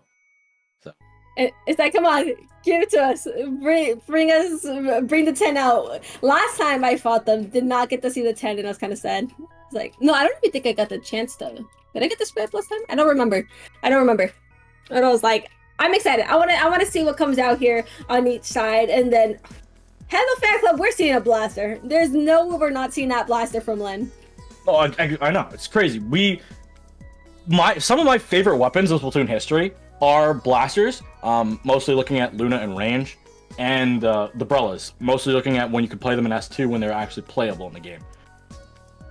I've always liked those, including the Spotlings, but like it's rare to see. It's been a rarity to see blasters, unless you're watching Len or Noctis, which was just so happened to be that we got both of them in one sitting. Which I can gush about blasters for hours and hours and hours and hours and hours and hours and hours and hours if anybody has ever listened to me commentate before. But it's because I love those weapons. They're so entertaining. It's so skillful. And so I think Genie made blasters. I love blasters, bro. Why did Nogami have to like slap pencil on the wrist, but actually just like kind of punch range blaster? Didn't gut range blaster, but punch range blaster. I think range blaster deserved it. I'm gonna be honest. I think range blaster deserved to be punted just a bit. It was kind of crazy. It was like wrong. Take one shot, you'll die. Don't worry about it. All right. Go down. Yeah, I'm going to Inkopedia right now because I'm upset about this. I'm going to Inkopedia blasters. Range. Let me search this up. In Splatoon, what version? What's Splatoon 1? It got nerfed. And the only buff that it got was the vanilla range blaster had its special loss change when all the weapons got changed around. In Splatoon 2, they gave it at the beginning of it, gave it like 1, 2, 3, 4, 5, 6, 7, 8, 9 nerfs, and changed. They buffed 4 things, but they weren't buffs. They're actually just changes to how the units worked in the game. So they weren't actually buffs. And then they also nerfed it 2 more times, and they buffed it in Salmon Run. So that's going off of how many nerfs we have. 1, 2, 3, 4, 5, 6, 7, 8, 9, 10 nerfs, and a Salmon Run buff. Oh, and then Splatoon 3, they actually did buff it 5 times. But they've also nerfed it 5 times. Then why are you complaining got a buff in this game? Why? Oh, sorry. Salmon Run next wave. No, there actually has been 0 buffs to it. Sorry. Increases radius of ink splatter at point of impact on floors and walls when detonated mid-air by approximately 15%. That is its 1 buff in the history of Splatoon. 1, 2, and 3. And it's had 13 nerfs. Okay, you can't complain about the range blaster nerfs because it's range blaster. You don't see me complaining about the charger nerfs that we've been getting, that we got in 2, and then it's better in 3. Deserved. Aw, just say you don't like people with skill. Just say that. I play Charger too, but they're just like. But you like Blaster. You're no. This is not the same. I'm missing the team, but like. Because the teams aren't quite ready yet.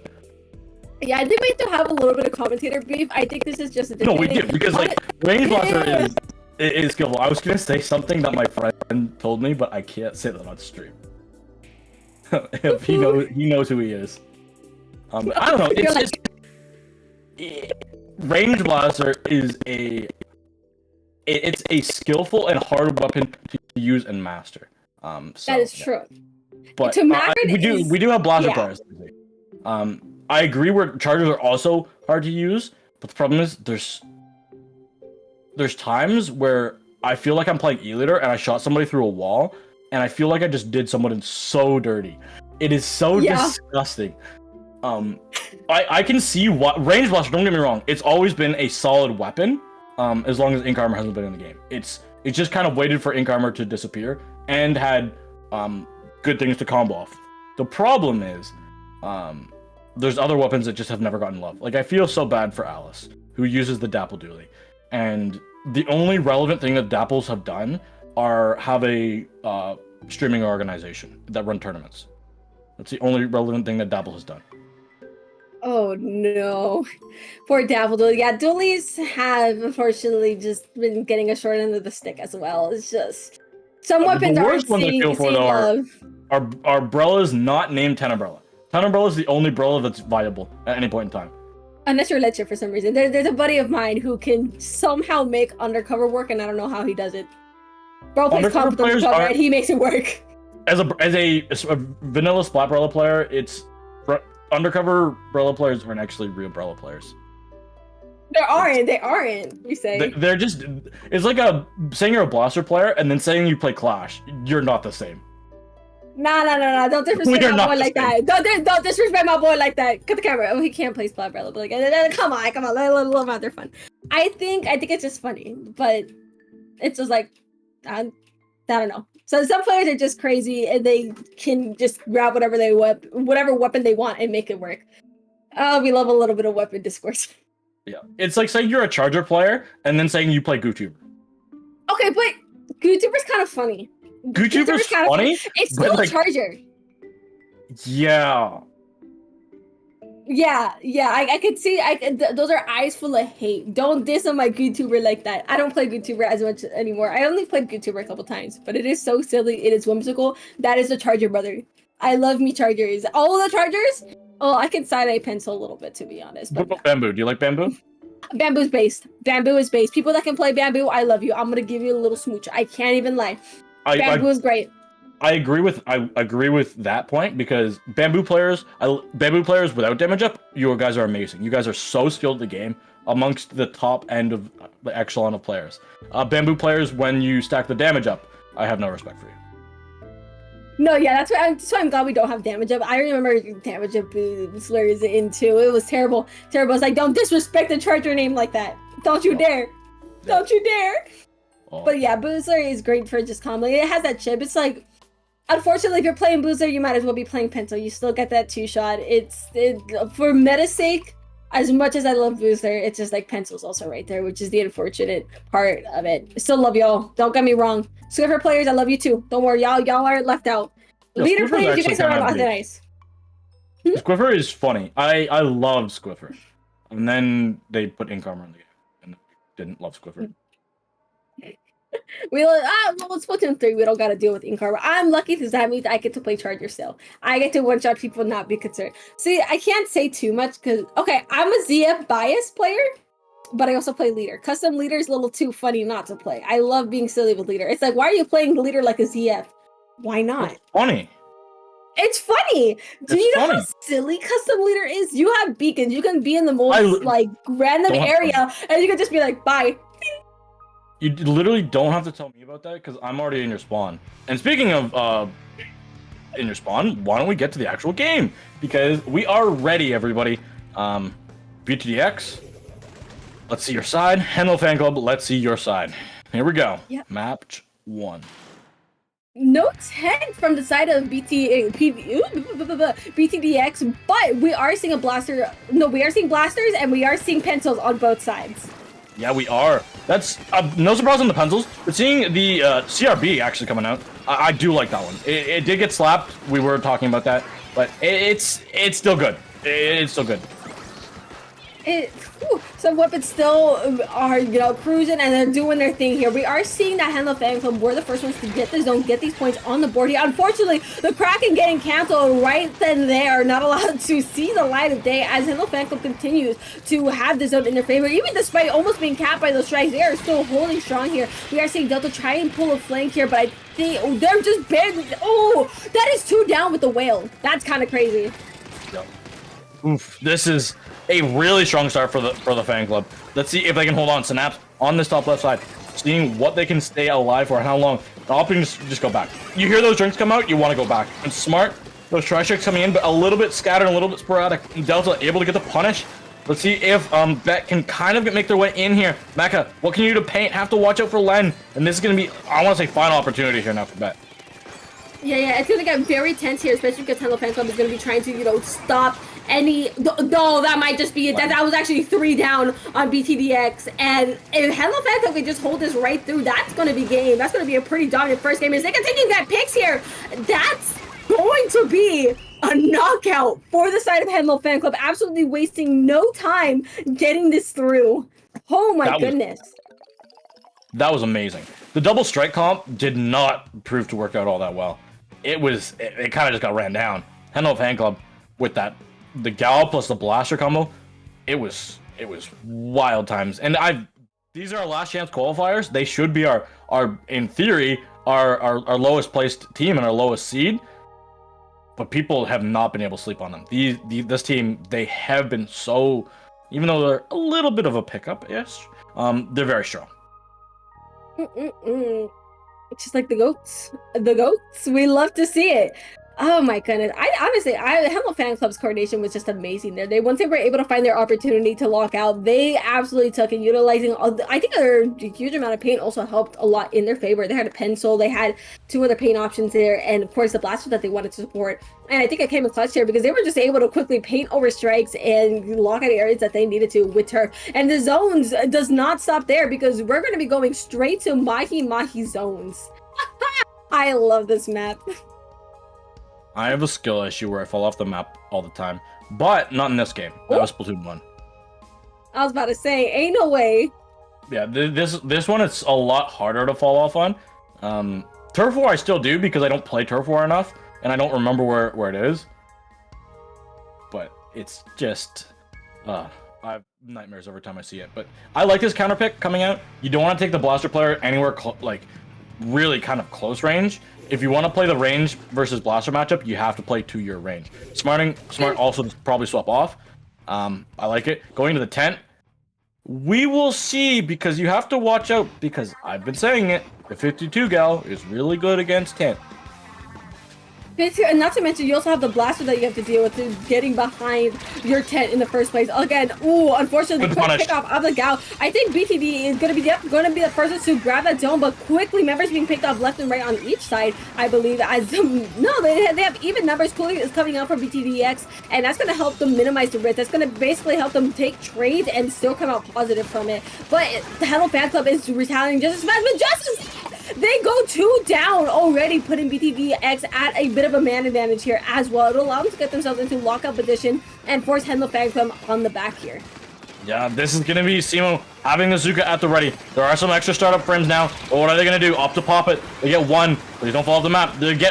Can they get a second one here with the Zuka? No, that's fine. Getting 1 is kind of all you needed. Hello Fan Club has to get a little bit together here. Ooh, they are able to find a pick with the well, which is going to be huge here, which might just be what they need to get to the zone and try to get a cap here. We love those strikes coming out from them. On top of that, forcing BDX to step back here a little bit and forcing them to take a couple of penalty points as well. Yeah, Synapse trying to just stay alive. They're able to get Simo. Simo is going to go down. You have to watch out for that pencil, who's going to easily be able to punish you out of position. Delta is coming from the backside, but are easily taken out by Synapse. But that's Mecha. Good punish. Yep, we love to see the punish. I love these teams. Whoa! Okay! Mecha coming in here. I think BTDX has just been consistently staggering members of Henlo Fan Club, not allowing them to breathe. It's just like Henlo Fan Club really just has to take a sec here to gather themselves before going in once more to try to avoid that once more. Because BTDX is done with their penalty points just about here. There it is. And the Henlo Fan Club has to start making some moves very soon. They got another one with the Zuka. They lost. They traded out. They got the strikes on the zone for Henlo Fan Club, but they have to follow up with some more paint. It's going to be difficult because there are still members here that are able to paint. Mecha, a lot of Ink Tank still there. They are staying alive on the zone. The big bubbler, though, it paints the ground just a little bit, and that's perfect. Glenn able to stay alive there and actually paint with the blaster. Blaster paint is kind of crazy here. It looks like we have 2 members of the Hello Fan Club on the zone, which is going to help them, hold that space a little bit better. We are seeing Len pull a little bit of a side route here, trying to find picks, trying to put a little bit of space, but I don't think it was enough as BTDX is able to cap the zone once more here. Quickly going for the pencil, unfortunately not able to quite find it, but Hello Fan Club really just has to find an answer soon for BTDX because they are consistently getting pushed out. Yeah, this is going to be really difficult for Henlo Fan Club now because these strikes from Delta will be able to punish anyone who has dropped into the choke, but no way Synapse stays alive for that long. And that's at least a trade, I guess, and then a cap following it up. No, it just looks like we're scrapping a bit here. The fun part is, what? How did they wipe that out? I blinked. What just happened? They respond just as fast. I think they all had cooler or something because we blink and then I look up and everyone is back. this is a different game. This is a different team. The fan club, it was just a steamroll game 1, but game 2, the domination's in best control. It's going to be up to Simo if they can find Len. Len gets a great splat, but they need to find a lot more than this. And their team at least able to capitalize on that zone while all the distraction is coming through. What can Mecha find here? Down on this low ground. Has to watch out and probably opt to jump out.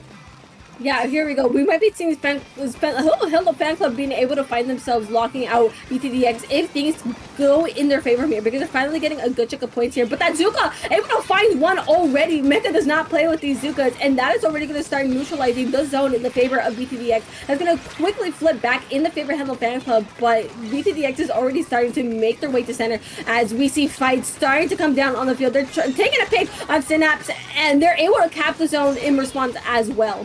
Ooh.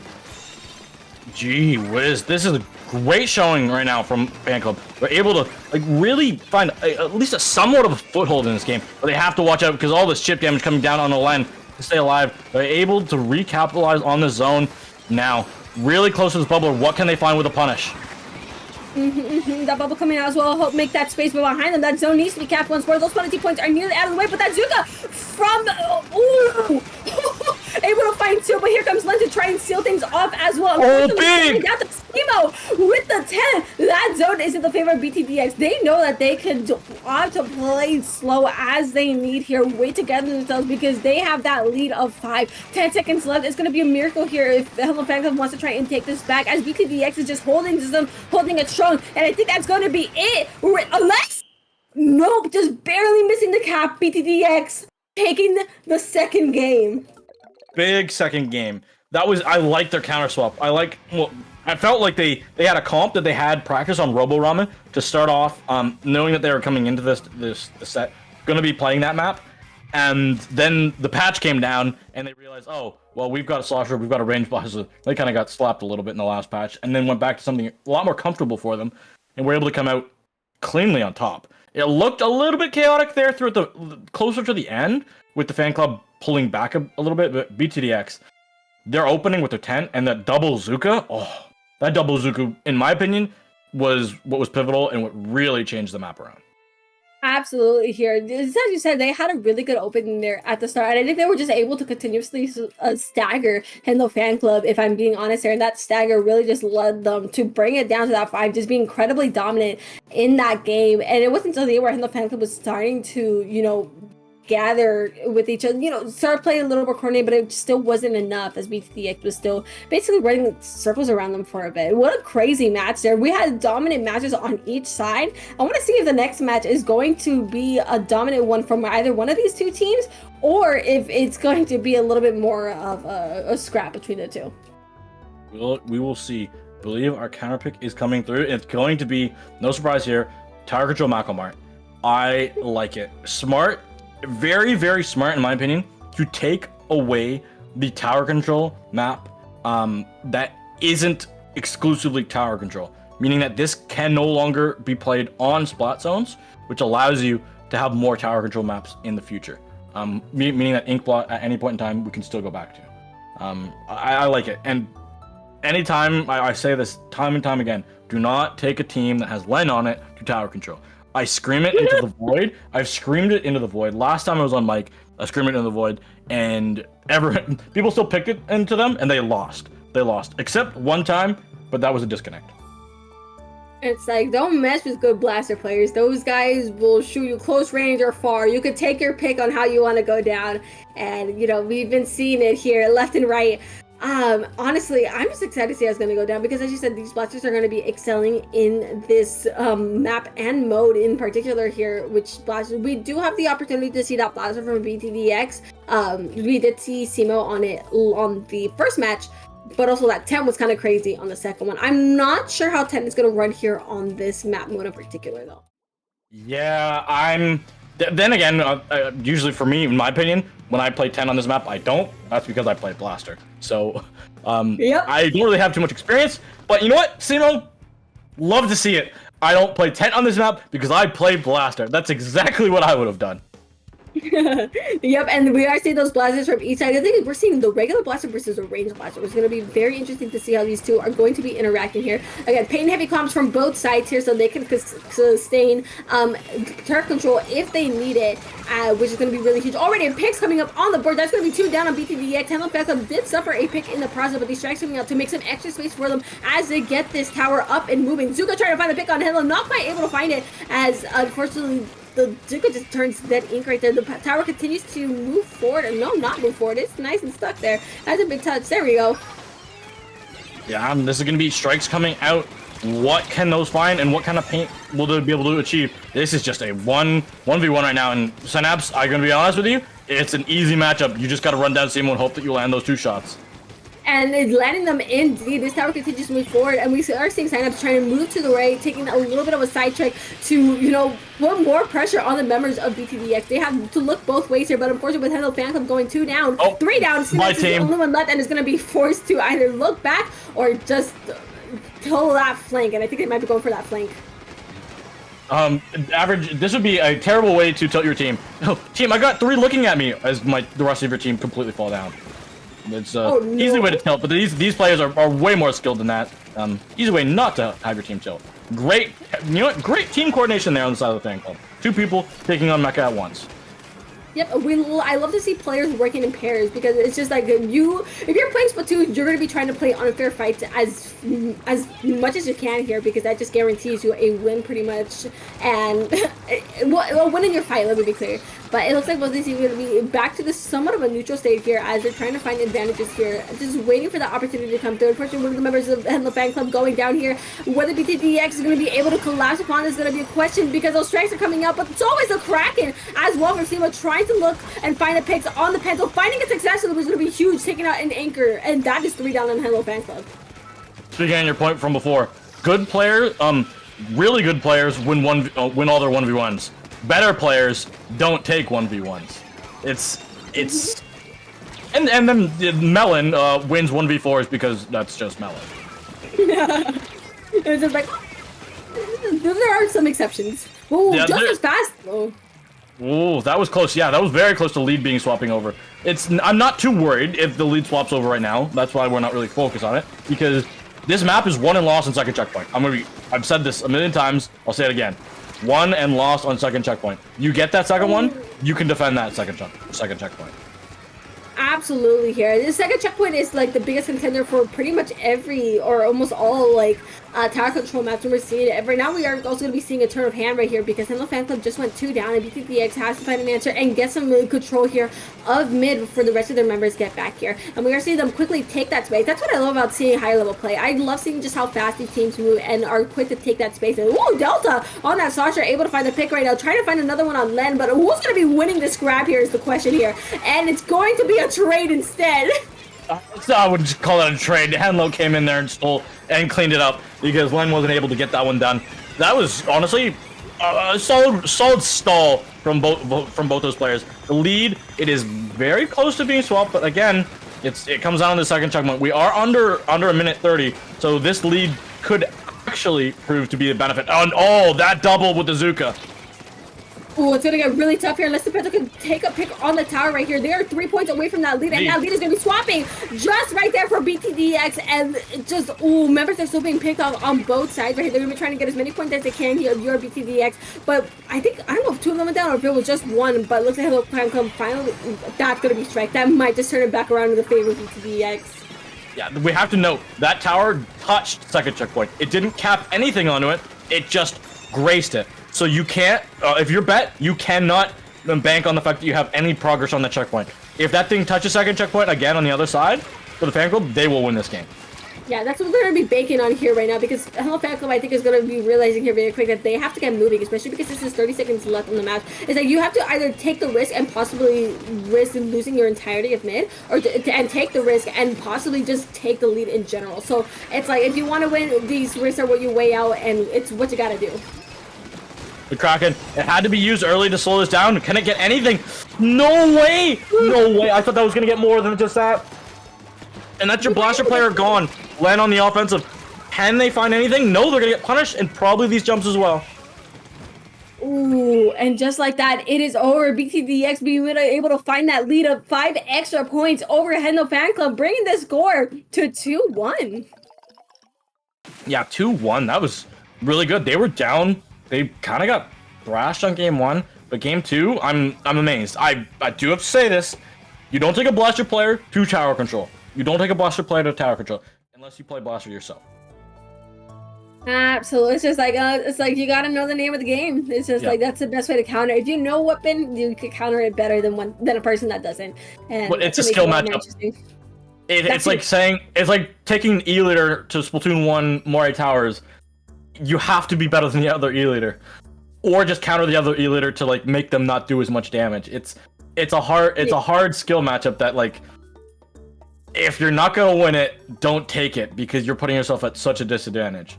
So yeah. It's like the difference for frontline matchups is just like you're doing a lot more skill-based checks compared to like your anchor buddies who may not even interact half the game, which is really funny there. And that definitely was the case here with the blasters in the front lines here on these matches. Again, it was a 5-point difference. It was close. Let's be honest, that was pretty close. Both of these teams, neither team was dominant enough to get to the second checkpoint and snowball this. So they were quite literally at each other's throats, but there wasn't really one team entirely dominant over the other, which was very interesting. Again, 5-point difference. Yeah, it was the team that touched second checkpoint. That's really all it was. I said it and it happened. Spot Zone's Umami. Fufu, take it away. Oh goodness. Okay, so this map is gonna be another fun one here. We're playing a lot of zones on. It seems like zone seems to be a favorite here, especially because we have pencils on the field, which I am not surprised. The fun part is we have 2 zones. This map can easily be contested just by one zone. It takes a little bit of pain to contest it, and that also means you can stall this however long you want, as long as the other team can't outpaint you, which is going to be interesting to see how this plays out. But it would be ideal to get a lockout because lockouts are nasty on this map. So let's see it happen. Yeah, I do like that we don't have the double strikes coming out from BGDX because they had that in game 1 and opting to have the Zuka. I feel like they have 2 of them now, but Zuka is fairly mandatory because at any point in time at this top level, if you're losing, you hit the Zuka button, it's a lottery. It gives you a chance to win anything. Oh yeah, picks are gonna be huge. You basically take down the manpower of the other side. And Delta's already getting greedy, getting a pick, but unfortunately getting punished in the process. That means BTDX is gonna be 2 down right here, as Zen is gonna be trying to take down that pencil in the process. The Delta in their face coming in. It's gonna be both of them going down there, but Hello Fan Club is able to get control of the zone and is bringing the score down here. Yeah, this is a solid opening for both these teams. I need to see what Hello Fan Club can do with their positioning because I don't want them to just sit around and wait for the Zuka to come out from SEMA. And that's exactly what they did, and they lost 2. Unfortunately, yeah, and that means BTDX is going to find an opportunity to go in just as fast and recap the zone in their favor. We are seeing that Zuka from Mecha trying to find a pick. Unfortunately, not quite able to find one. I'm just barely missing those by a smidge. And unfortunately, BTDX also lost their anchor and a slosher plate, which is a lot of pressure lost for them here. Hello Fan Club, unfortunately, is going to down themselves, but it's still going to be fighting for these zones. They are not ready to give that up just yet. No, they're able to see a lot. That was beautiful gameplay from Mecha. That was honestly immaculate. Being able to hold on to the zone so their team can come back in. Yes, they do lose them now, but you still have a fight on top mid. You haven't given it up, and you've taken out 1, you've taken out 2. Can you take out 3? It's going to be up to Delta. Delta takes out the 3rd, and just Synapse. Synapse is not a player you want to jump into. And they're going to get punished as well. Oh my goodness. Yeah, this is where you don't want to stagger. This is going to get really hard because if you get locked out way too hard, it is a pain to jump back from. But we are seeing Len able to put a lot more pressure here on the members of BTDX. Going to be trying to find one on the anchor, on this pencil. They're just scrapping, able to find the dread and tank that pencil out here. That's going to be a cap in the favor of Hello Fan Club right here. And they just got to hold this too, but they're losing. No, it's 2 down on each side here, and they just got to hold this. Yep. Oh, Simo, don't walk in front of your shield. The jumps in mid. These jumps, they could easily be punished with 1 Zuka shot. But they take the Zuka out while the iframes are out. I saw that they just used some of it. And Len, so close, gets 1 before going down. That little startup leg on a Zuka came in clutch for Hello Fan Club. Absolutely, absolutely. They are in control of the zone once more here. They gotta hold it because they are so close yet so far from this lead, and any wrong move could get these zones capped right here. Synapse, ooh, the Zuka going right through, but they do have that. Oh wait, they have the lead. Pause. Yeah, pause. They definitely do have the lead. They need to, for BTDX, they need to cap the zone so they can start accruing some points and add that penalty on. That's exactly what they do. Now let's see. They have to be able to live through that killer whale. Unfortunately, Delta goes down to it. Synapse is just trying to run forward, trying to run through. Mecha trying to stall this out. They have that cooler on the side of BTDX. They're approaching Azuka, but they have to dodge Henlo's counter. Absolutely, absolutely. We are seeing Halifax Club still have control of this zone. They did get those penalty points applied to them here. And again, trades left and right going on the field. And it does look like Halifax Club does only have 2 members on it, but they're still able to hold this space, which is great. You don't want to entirely lose your pressure, and I love how they're putting that to use. They still have a pendulum. They can still hold a good chunk of turf. Yep. But ooh, that Zuka's going to be taking one of them down in that process as well. Yeah, Synapse has to fall on this right side. You need to be able to get rid of this gal. Unfortunately, they don't, and there is also still only a Sprinkler, who's just a little bit contesting the zone. A little bit, just a little bit. A little Sprinkler sometimes can do a lot right here. It looks like BTDX is going to be going 2 down in the process. They were able to get a cap and apply some penalty points onto Henlo Fan Club right now, but they're a bit on the back end as one of them is forced to jump out, and Henlo Fan Club is, set on holding their space. Yeah, this is tight. This could be the end of the game. This map can be a little bit long at times with the choke point. So it's up to Len to really be able to get this big bubbler down and choke. If Len can get that down and choke, this game will be over. Yep. There, we are seeing that bubble come out. And it's a baby bubble! No! Hey, you still got something to play with right here, and the zone is just barely in their favor here. We are seeing it's hard to outpaint a Pento even after the nerfs here, but Halifax Club is able to regain turf on their zones and is continuing to take down these points, and then jumping back to reposition, which I love. I love when players use their jumps to reposition. Strikes coming up from BTDX to try and turn this around, but Halifax Club is able to get a knockdown, and that's going to be it! Halifax Club evening the score, 2-2! Oh my gosh, I thought it was over when I thought it was over when Len got the bubble and used it, and then I said it was even more over, but the opposite way when it was a baby bubble. But Len was able to get not one, they assisted on a second, they got one for themselves. But my goodness, that game at the end was so close. The strikes didn't paint quite enough of the zone. The paint wasn't quite there, and Henlo Fan Club they proved why this is a map that they wanted to counterpick to. Absolutely. Once they were able to get, their flight just nice and stable, it was all good to go. Like, they're like, okay, well, we have the hole, we got it. Yeah, we got it. And once those penalty points were up and out of the way, and they were able to keep their space and keep BTDX at bay, they were chilling. They were chilling out. Oh, that was a really honestly entertaining match to watch. But we have to remember, yes, Henlo won the first game, but they lost 2 in a row, which means that BTDX, they do have the counterpick advantage. So if the teams from here on out counterpick win their own counterpicks, they will come out on top. So it'll be up to Henlo to really dig in for this next match. I feel like this is the big one that they have to be the ones to really go at it. Yep. It's going to be interesting the rest of the set here because these guys are like tied. They are neck and neck when it comes to these games. Honestly, this has been nothing short of entertaining here. And I don't know, it's just, you're constantly seeing back and forth between the members. You're constantly having to like skill check members that are similar weapons as well, which makes it all the more interesting. Honestly, I like this map. It allows, I think it because you take it to off a tower control map.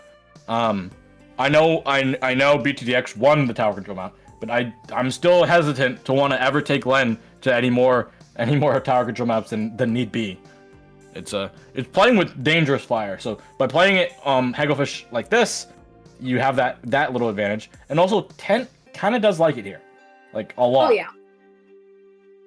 This is going to get very interesting. I honestly love me some Splat Zones Hagglefish. I can't even lie. Very open map, but we also have the 2 flank points that you can take on the left or to the right. And Lockout can also be... Lockout on most maps really can be kind of nasty. It's just really getting the coordination together to get it through. So I feel like there's going to be a lot more back and forth until someone gets a hold, as most things turf board go. But we're not going to know until we see it and find out ourselves. And that's again going to be 10 Umbrella comp coming out. Neither team upping to swap really anything up actually from their last game. Yep. And okay, I feel like I'm still gonna like to see that bubble on zone here. I do still really like that pick from Lin because we saw it earlier. Bubble saves games. Bubble saves games. Also, the fact that like, what are you gonna use? Splashdown with what is it? Point sensor? Like that's not happening. It's like it gets a little bit silly. We are seeing Hello Fan Club being able to quickly bring a lot of control in their favor here. We are seeing Hello paint a little back, get that Zuka in your hands here, but Hello Fan Club is sitting nice and pretty right now as they're going to be sending themselves to meet BTDX. We are seeing that Zuka come out from BTDX trying to find a pick, but we're already seeing Lit and they're being able to find one themselves. Here, oh, you're playing whimsical. You're playing silly, dog. Oh, Len, that was beautiful. That was honestly fantastic to watch. But now, BTDX, they have specials, so they need to be able to use these to find value. Jump outs, smart. Being able to stay alive just a little bit longer. And now you have to get in here to BTDX. They used the specials to get in, but the jumps came out, so that meant that they couldn't really get the splats that they needed to get.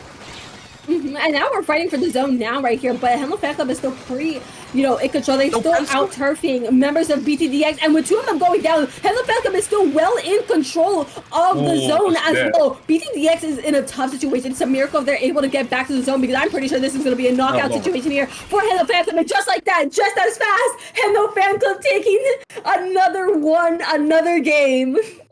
Another one. Another one.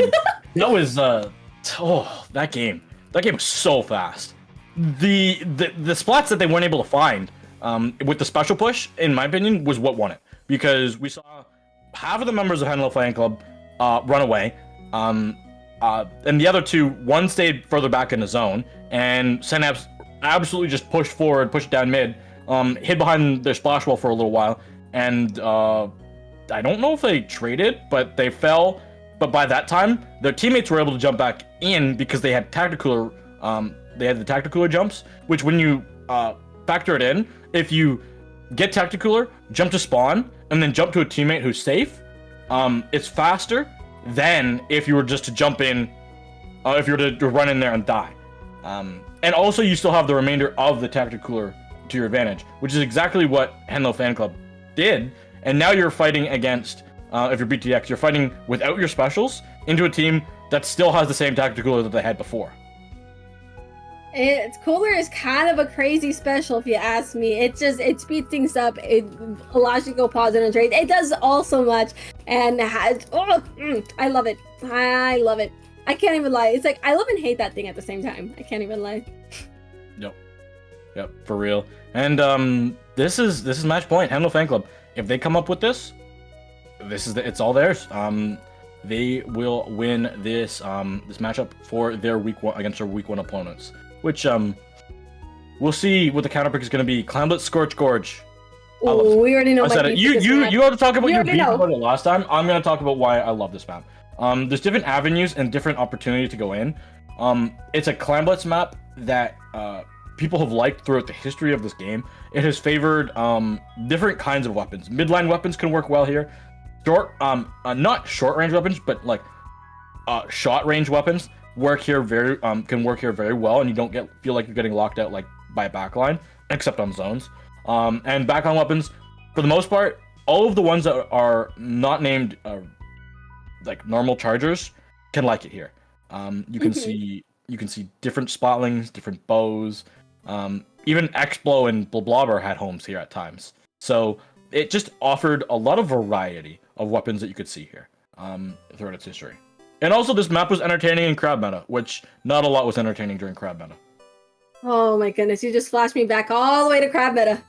Goodness, that is very true. Scorch crabs were something else. Just set them up in center, and suddenly you're like, oh, okay, someone's gonna get shot from the other end. And it's like, okay, this is fine. No. But surprisingly, it was still one of the better maps because there was actual counterplay around the crabs on this map, opposed to 90% of the other maps in this game. But, yep, but now we have a lot bigger of a pool we can work with now, which is really nice. Also, I feel like Blast is kind of gonna eat on this map. Same with Slasher. Both these teams have much catching options. That is a Vac Tenebrella coming out. I don't know if we're gonna be seeing too much Beacon shenanigans. but the ink vac I do kind of like. That no, you're right. You're right. I genuinely really like the idea of beacons. Beacons are great rotate options for your teammates. You can have the defensive ones, or you can have really sneaky ones. So beacons are very versatile, and you can do a lot with them. It looks like Hello Fan Club is already moving in just as fast, though. They're quickly going to open that barrier, not wasting any time to get these clams up and ready. Already 14 BTDX on the back, and again, they're putting that pressure. Then I love that bubble there under the basket as well to help keep that pressure. But it looks like the clam economy, yeah, it's the beginning of the game, so oh my goodness, can be a little bit scared, but they are not playing around, bringing this down to 29. Unfortunately, the anchor going down, leaving Hello to lend to. No, that's three of them still in the middle. I can only select one of them. Now we're fine. But they don't have any clams to push in. That was a great sustained push. I love like just how long they were able to like stall out their push, because it was in the 50s, and then they got some more, and Synapse, beautiful. Still staying alive on the plat, falling down, getting one. Unfortunately, not able to get more. But that still slows down BTDX so much. Absolutely here. And also, the thing about Hello Fan Club's first push is that they are making a statement right here. That is arguably going to do something mentally to the opposing team having to deal with that push. So that's also going to be huge here for Hello Fan Club. It looks like BTDX is setting themselves up, but unfortunately, Tank getting picked off by Len. Len trying to find the trade, not quite able to find it there. As these scores are starting to even out. Actually, it's just Lexi to fend for themselves. Ooh. Oh, Jesus. Yep. That's going to be basically just the anchor fending for themselves. They're waiting for the rest of their teammates to come in here. Pencil joust. Pencil joust. Nope. Synapse is here. Able to get one, able to get two, able to get a beacon. Forces a jump, and Delta, how long you got in your life? That's it. Didn't last more than a couple seconds. A second Synapse was able to bring them to their teammates. What an excellent retake there from Hello Fan Club. I love that. Just the way we saw that long flank coming off from Synapse as well, being able to pick two, and just the rest of their teammates being able to just work off that as well. Ball is being made. Unfortunately, their pencil does go down here in this situation, which is a lot of pressure off of the shoulders of BTDX, and that might be their opportunity to get in here. Yeah, they're also going to lose Synapse on the top on the top of here. That's not going to be good. Delta has fallen as well. So that means the push will slow just a little bit. Gonna be up to Mecha. What can you find up here on the top side? You cannot fall down to Len. And falling off of the high ground, oh, I do have to say it's not something you want to do against a blaster, because they'll be able to track your movement every single time. And we are seeing that bubble in the base of BTDX as well. That power clam going in as the rest are going in to get some clam economy in their favor. Simo bringing out that back, just trying to stop any Turk coming in. But I think they only found one pick, and that is on the anchor. This basket might be closing here for a Hello Fan Club. I don't know if they're going to be able to get any more clams, and that is the end of that push. Yeah. Oh my goodness. Don't kill your teammate. I literally just saw their teammate eyes flash before my own eyes. But this is going to be a good, at least double, 2 for 1, because that's going to be Delta back alive with the tactical respawns. And this vac is dangerously close to being online. You have to take out Synapse. This cannot find anybody. And the vac is out, but 2 go down even through the vac. Yeah, Vac can only do so much right there, but Simo does have that power climb in their possession, already putting that in, giving, I don't think there's any room for jumps there, unfortunately, for the side of BTX, as Hello Fan Club is just forcing this defense. You know, they don't want to really lose that pressure. That basket is up and closed, and that is the end of that push, just as fast as the started it ended. Sometimes I'm like, oh yeah, Vac is actually a really good special, and then I remembered that this game is programmed on duct tape at times. Oh. Program with duct tape isn't crazy. Hey, they fixed the netcode just a little bit. Did they? Well. Yeah. Oh, wow. This is going to be at least something of a push. Hopefully the VAC can do something this time. They've got a lot of power clams, and here they go. All the way down to 30. They are already back in this game. Please take the lead. Thank you.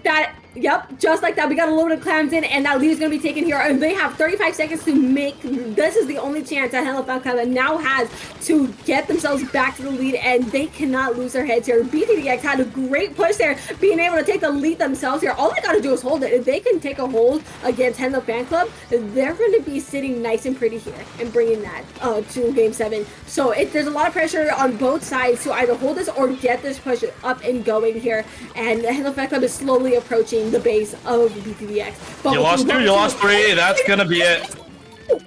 That's game. That's game, that's set. They're not throwing the clams in. They opted not to just go for the knockout, they opted to go for the win. And as soon as I saw the pencil fall, I knew that there was gonna be so many more that fell after it. Because you you didn't have that poke. That poke. When you lose your pencil first, you don't have that range. You don't have that poke. One power climb was not enough to win the game, and unfortunately, for BTDX, they couldn't hold on. But that's great for Henlo Fan Club because they proved that they could use their specials from range, and they did the better poke, and they got it done. Yep, Hello Fan Club, my goats. I can't even lie. What's it called? Honestly, I just love the way they were able to collapse on BTDX during that last push. They took 3 down. Their bubble went out. They were able to have a little protection as they were moving into their base under the basket, sustaining their push and able to just collapse on the rest of them, and that just sealed them the game and the set. What an excellent game. What an excellent set, because these teams were at each other's throat in the beginning. We saw that 2-2 in the beginning because BTDX, we can't discount the fact that these guys are strong. These guys are menaces as well. Yeah, we have to just shout out that both of our games today, Fufu, have been amazing. Both of them going all the way to Game 6 in a best of 7. You could ask for more, I guess, to go to Game 7, but besides the Game 7 of the best of 7, we got everything we wanted, and a lot of overtime games and a lot of good showings. We are 1-1 on our predictions, both of us. So we will take that. I do have to think BTX deserved more than just 2 votes for their performance there to my fellow predictors and commentators. But you guys predicted right. We did predict right here on the side of Hello Fan Club. Well, I'll take our betting score 1-on-1. We're gonna see here. I think our other 2 predictions are the same. No, no, because I went for Moonlight. No, just the one difference. We're gonna be seeing if our predictions come true or which one of us are gonna be up in score here. We have some great matches coming up here. This was an excellent set. Both the right sets were freaking amazing. I can't even lie. Oh my goodness, just seeing the way these players move, the way these players play around each other, and just their adaptation to what's happening in front of them. It's never not going to be satisfying. It's just chef's kiss. Mwah. But with that, Fufu, we should, the 2 of us, we should sign off because we do have, who is coming up next? I didn't look at the schedule other than who's just me, myself, and I. Oh, it's going to be Falco and Nox. Oh, that's great. Mm-hmm. Those are 2 amazing commentators to follow us up after. But there's more action here. It's just the end for us. Fufu, where can people find you? You guys can find me at SplatFufu on Twitter. I do, of course, commentary here. We do art and play a little bit of Splatoon, a little bit of backline shenanigans on there. So do catch me there. Also, Riptide, if you see me, do come say hi. Genie, where can the great people find you tonight? At Genie7 on Twitter. GEENIE7 _ on Twitter, no underscore on all of the socials. I have officially joined the Fuel at Fanshawe. That's at my school. And if anyone else is in that who goes to that school, please join the Splatoon team. We are looking for 2 more players to have a Splatoon team. But yeah, you can follow me there. I will be back here on Dapple again for next week's action. But besides that, enjoy some more Overwatch and Valorant content, I guess, because I'm starting to commentate those games now. Huge. Well, that's going to be the end here for us. But again, you guys have not only great takes coming up, but amazing commentary to follow right after us. So don't go anywhere. Stay tuned.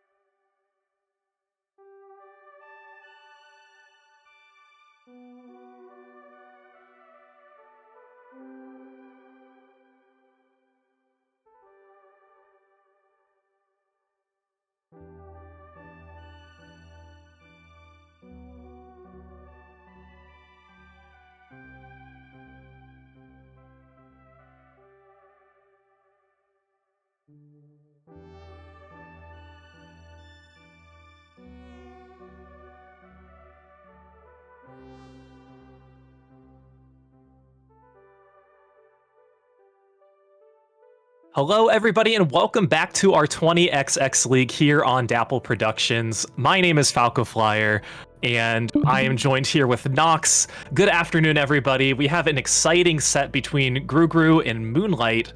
And Nox, these players have quite some history with each other, playing at LANs and whatnot. So this is going to be quite a banger for a Week 1 matchup.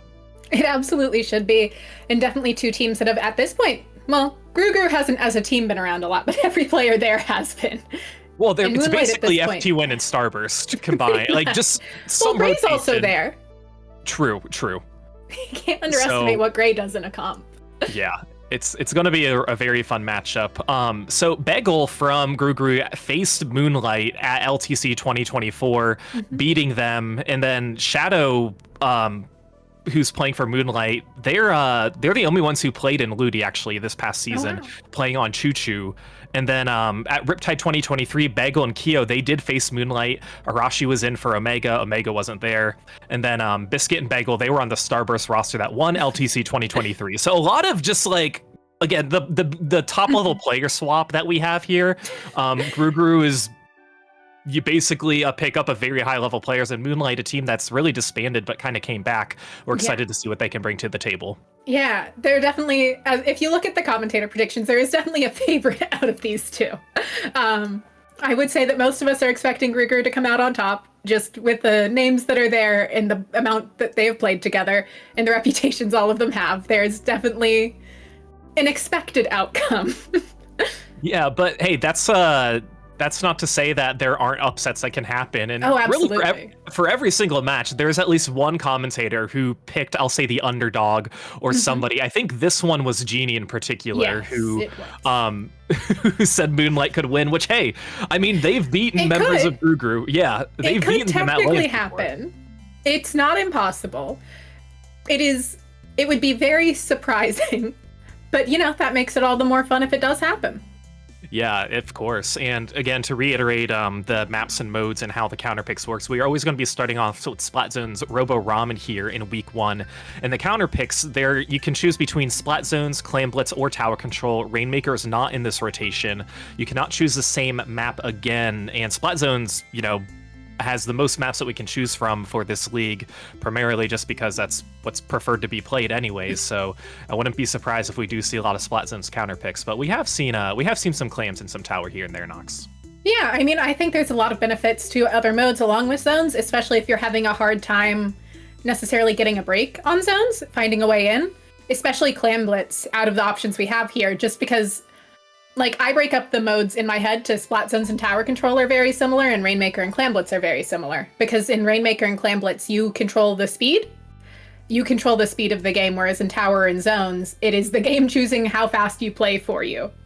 Now, obviously, you can speed it up a little bit. You can make your openings faster, you can make your counterplays faster, you can make retakes faster, but that's about it in Zones and Tower. Whereas in Clams, you get so much control. You control how much of the map you want, and it's so much more mobile. Yeah, I mean, Splat Zone's definitely just being the let's take objective and push up as far as we can mode, which is very unique in that regards. Obviously, Tower Control is going to be like that as well. But let's hop into here for our first game. Once again, this is going to be Gru versus Moonlight. Taking a look here, we see Moonlight's roster. We are going to be seeing the pencil come out from both teams, as a matter of fact. And actually, both, I mean, the recent update we had, a lot of these weapons did get nerfed, but that's not stopping any of these players from using them, Nox. Nerfed is also, they got hit. Pencil is still, it didn't get hit hard. I'd say range is one of the things that got hit a little bit more. Not that you can tell with how Gray's playing it. Doesn't seem to be impacting them all that much. Gray has played just about every weapon class under the sun and seems to be able to do it all. Yeah, and Moonlight's taking quick work of this zone, finally getting that cap with the wipeout. So that's going to be coming at a perfect time for Nolan and Basil to kind of push up along with the bubble there from Omega as they are going to be pushing forward. And it's really seeming like Gru is having a harder time trying to break back in, all bunched up kind of on the side. Nolan's going to be using this Trizuka, able to get one player down, two players down. So Moonlight's really showing up really strong here as they have a nice control of the zone and able to extend this a little bit further. Yeah, they've definitely done a great job getting an opening hold here and managing to keep it. They're getting consistent picks off. Doesn't seem like Gru has been able to get a lot of coolers out, allowing Moonlight to stay pushed up this far. As I say that though, Kyo looks like they're finding a way to break in, pushing people back, able to finally flip the zone, giving them a chance to break back in. Yeah, and I mean, that's going to really help Gru as they are still able to hold on to the zone. The cooler's going to be out as well. They're going to be losing that control for just a second here, and it looks like Nolan able to get a nice pick here. They're going to be taking down Gray as well, so this is where they're going to want to try and capitalize, but they don't have a player advantage quite yet. Gru is going to be the one who is going to be getting that cap as well, so this is going to be really nice for them as they didn't really have any penalty points that they had to get through, but they're able to hold on to this zone for now. Yeah, they are managing to hold onto it, able to try and keep it going, and Moonlight able to flip it, looking to start moving forward here, going to be using that bubble to help create a lot of forward space for themselves. They're going to have trip strikes to keep this hold going, but Shadow's going to have to back off to use them, and they're going to lose some space in the process. Kyo trying to do something wild there, not quite managing to pull it off, but Gray playing it clean up beautifully for him. Yeah, Gray did a very nice job there. Omega's going to be trying to push up once again here, going for a little bit of a flank, trying to take out that wave breaker, but going to be jumping out right as they do. That is a dangerous position to be in. They knew they had that muscle memory down. I'm going to stop, drop, and roll and launch myself out of here so I can stay alive. And it's really been working out for them, Nox. Yeah, it has. Jumping out has become, like, obviously it was a thing in Splatoon 2, but I love how much Cooler has incentivized jumping out throughout Splatoon 3. And now we're seeing another classic of Splatoon 3, the Zuka coming out, not quite able to find anything, but forcing some players into awkward spots, but not going to be enough. Moonlight still holding on here. Decav has been able, Omega on that decavitator has been able to move up a lot and really utilize that bubble. Does get taken out there, but should be back relatively quickly. Yeah, they are going to be able to get back there, and we haven't really seen Gru, I almost said Greg Guru, their commentator here, be able to push up just as much because Moonlight, they do a very good job bringing themselves back into mid without putting themselves at a complete disadvantage for now, and that's why they're able to kind of capitalize the zones, you know, every few seconds and whatnot. Now, they still do have quite a bit of penalty points that they want to get through, but it's going to be very difficult for them, I think, if they can not hold on to the zone for very much longer. They haven't had a wipeout like they did at the very beginning of the game. You're going to try and rely on that, but right now it's still working out for them, but Gru-Gru's they're still holding in there. Yeah, Gru-Gru's definitely not out for the count yet, especially with this Trizuka online, going to be able to come out here, but the bubble really interfering with that.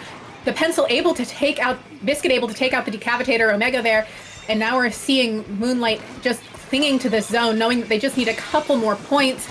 But it seems like Gru might be able to find the flip, taking out another player. What a stall out here. Kyo looking to try and move forward. Zone able to flip. Gru is still in this. Yeah, that was a really, really nice save there from Gru as they were able to just hold on for just a little bit longer. And they're doing much better right now in this position. They got rid of their penalty points, but they really, this is the first time where they actually are in a position that they can lock out part of Moonlight. And we do see... And they have trip strikes to help with that, too. Yes, they do have the strikes as well. And I think they're going to probably benefit from this, but the Zuka's going to be coming out from Nolan, and I think Nolan's going to be able to try and drop there, pushing in towards the zone. Gru is going to be capping once again, but Moonlight really needs to try and get the zone so they can extend this match and hopefully not get lower than 3 points. Yeah, right now it is pretty much as close to a KO situation as you can get, and it looks like Gru might KO here, and there it is. Gru taking game 1. Yeah, that match kept us on our toes, especially the very strong lockout from Moonlight at the very beginning. A very impressive start for them, but it's like as the match went on, you know who you're facing. You're facing a very tough team who they've been in this situation before. They know how to rebound. They can break out of those lockouts and really know what positions to put themselves into. So that was a very, very strong start there for Moonlight. But unfortunately for them, it just wasn't enough. And I mean, Gru, again, they do what they did best, which is just really dominate and push forward when they need to. Absolutely. Gru is such a good, solid team of players that have all played together a ton, even though it's not a team that we've seen. We've seen Gru as a pickup a lot. But Biscuit and Kyo have played together a ton. Kyo has played with every member there a lot, is the summary of this. Kyo is kind of the glue there.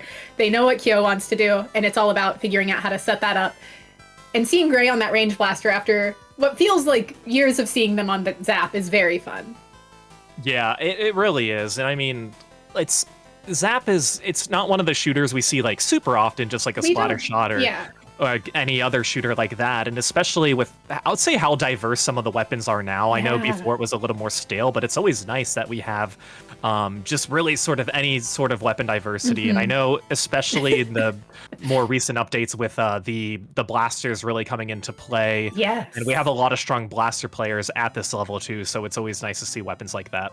It is. It's so fun to get to see blasters being fully meta. They didn't really get much time to shine in early Splatoon 3. Don't think they got any time to shine in Splatoon 2. So it's the first time we're really getting to see a lot of them in quite a few years, which is great. And then obviously Slosher. Slosher has hung around wonderfully throughout the last couple patches. And I'm sure Kyo's happy about that. Definitely a weapon he's played for as long as I can remember. Right, and it has a good kit too. I mean, you can't go wrong with strikes at all, really, for any map and mode. Speaking and it of combos with the splat bomb so well. Sorry. Oh, certainly, yeah, no, it absolutely does. We do have the counter pick coming in from Moonlight. Again, they can choose really any mode that you want. We have Mahi-Mahi Resort now.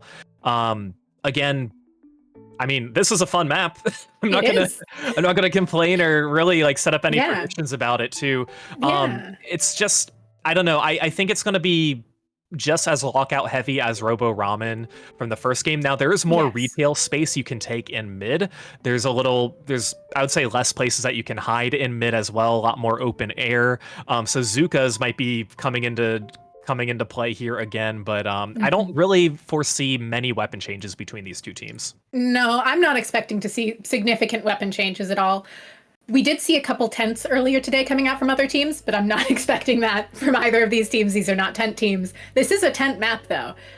It's definitely a map where I can see Squeezer doing exceptionally well, which there definitely was a Squeezer last game, unless I'm losing my mind, which is always No, there possible. was a Squeezer. Okay. Yeah, like I would say half of the weapons that were being played were weapons that got nerfed, from this recent patch, which again, it's like, you know what? It's still good. It's still good. It's a nerf, but hey, we're not going to change what we know. So yeah, we'll see if these players change any of their weapons coming out here. And it looks like no from the side of Moonlight. Honestly, no, we're not changing anything here. So that's fine. I don't know. Is that the same blaster that Gray had in the first game? I don't know if it is range blaster. Yeah, it's still vanilla, right? Okay, yes, it is. Yes. Okay. Yeah, vanilla definitely. Actually, I've heard a few people say that they think vanilla is actually stronger than CRB now, which is interesting. I don't disagree. I think that its kit's better than people give it credit for, and Kraken is a little more punishing than it used to be. So it's nice to see it getting some use. I also would like to point out the Decavitator coming out here. I think Decavitator is a really cool pick. I really liked what they were doing with the bubble last game, and I think it could be interesting to see them work with that some more. Yeah, Decavitator's such a frustrating weapon to go against because they could be darting from one direction and then you would just get splatted out of nowhere and you're like, how did that happen? How did you 360 no scope me with this decav? But hey, so it goes. This fancy toothbrush. Right. Gru has the zone with a pretty solid positioning as well. We're going to see a 3v3 situation with them. A few of their players are going to be going down. Moonlight might be in a better position to try and cap or at least contest the zone a little bit. They are going to get the cap, pushing up for one more. I believe that is going to be who's pushing back. Oh, that's Orbido who's going to be pushing back, and Kyo is going to be trying to stay alive as well. But Nolan doing a good job using the Zuka, trying to hide behind the walls. Ooh. I don't think it's going to be enough for them. No, it's not going to be. Grugru is going to be able to take the zone back again. Gray just makes the ranged blaster look so easy to play when it's such a punishing weapon. Gray just gets into these positions that it's so hard to move him out of, and it's very impressive to see. Yeah, and again, like, especially like blaster players where you just don't have paint on your feet at all. You have to rely on the ink that's already there from your teammates. So, you know, you always have to work together in that way. Grugru now in control of the zone once again in a much better position than they were before. We do see a 2v2 situation, but they look a lot more comfortable. We are going to see the strikes come out from Moonlight to contest some of the zone and push back some of the players on Grugru, and I think that's going to benefit them. Is it going to be enough for them to cap? Yes, it is. So Moonlight once again in control of the zone and has a pretty nice player advantage with a little bit more map control. Yeah, and that bubble coming out there is going to allow them to hold that position so nicely. It allows their squeezer to move so far forward and able to take out another member. Nolan doing a great job here just on a spree, but Biscuit manages to clean them up. Shadow holding down mid here, waiting to use these trip strikes, probably to help their teammates get back in, or, well, it seems like they're going to use them to hold Grugru out, allowing them to keep this zone hold just a little bit longer. They don't need many more points here. No, Moonlight's looking really good with how much ink they have on the map right now. Gray's going to get a nice shot on Nolan to try and stay alive, but again, they don't have a lot of room to work with just based on how much ink for Moonlight is out. That is going to be a lead swap just in time for Moonlight to take the lead. Grugru gets the zone back, but again, hefty penalty points from both teams, and 3 were going to be down on Moonlight, so this is where Grugru is going to, I think they're going to quickly get past these penalty points, potentially take the lead, Nox. Definitely seems like that could be what happens here, especially with how far forward they've been able to set up thanks to that wipeout. Gray trying to put some pressure there on that left side. Gonna have to back off. Biscuit doing what Pencil does, keeping paint down, repositioning as needed, just to make sure they're safe, able to keep those jump-ins going, and getting ready to give that next cooler. Kyo does go down, but it seems like they're in a pretty good position there. But no, Omega managing to play cleanup, but Obito comes right back at him. Yeah, and again, that's exactly what Obito does best, is to really just rely on wherever some of the enemies are attacking the rest of your teammates and just sniping up on them. And Grugru is in a much better position now. Again, they did take the lead, a 5-point lead with still quite a few penalty points. Less than 1 minute remaining now, and Gray's in a very good spot.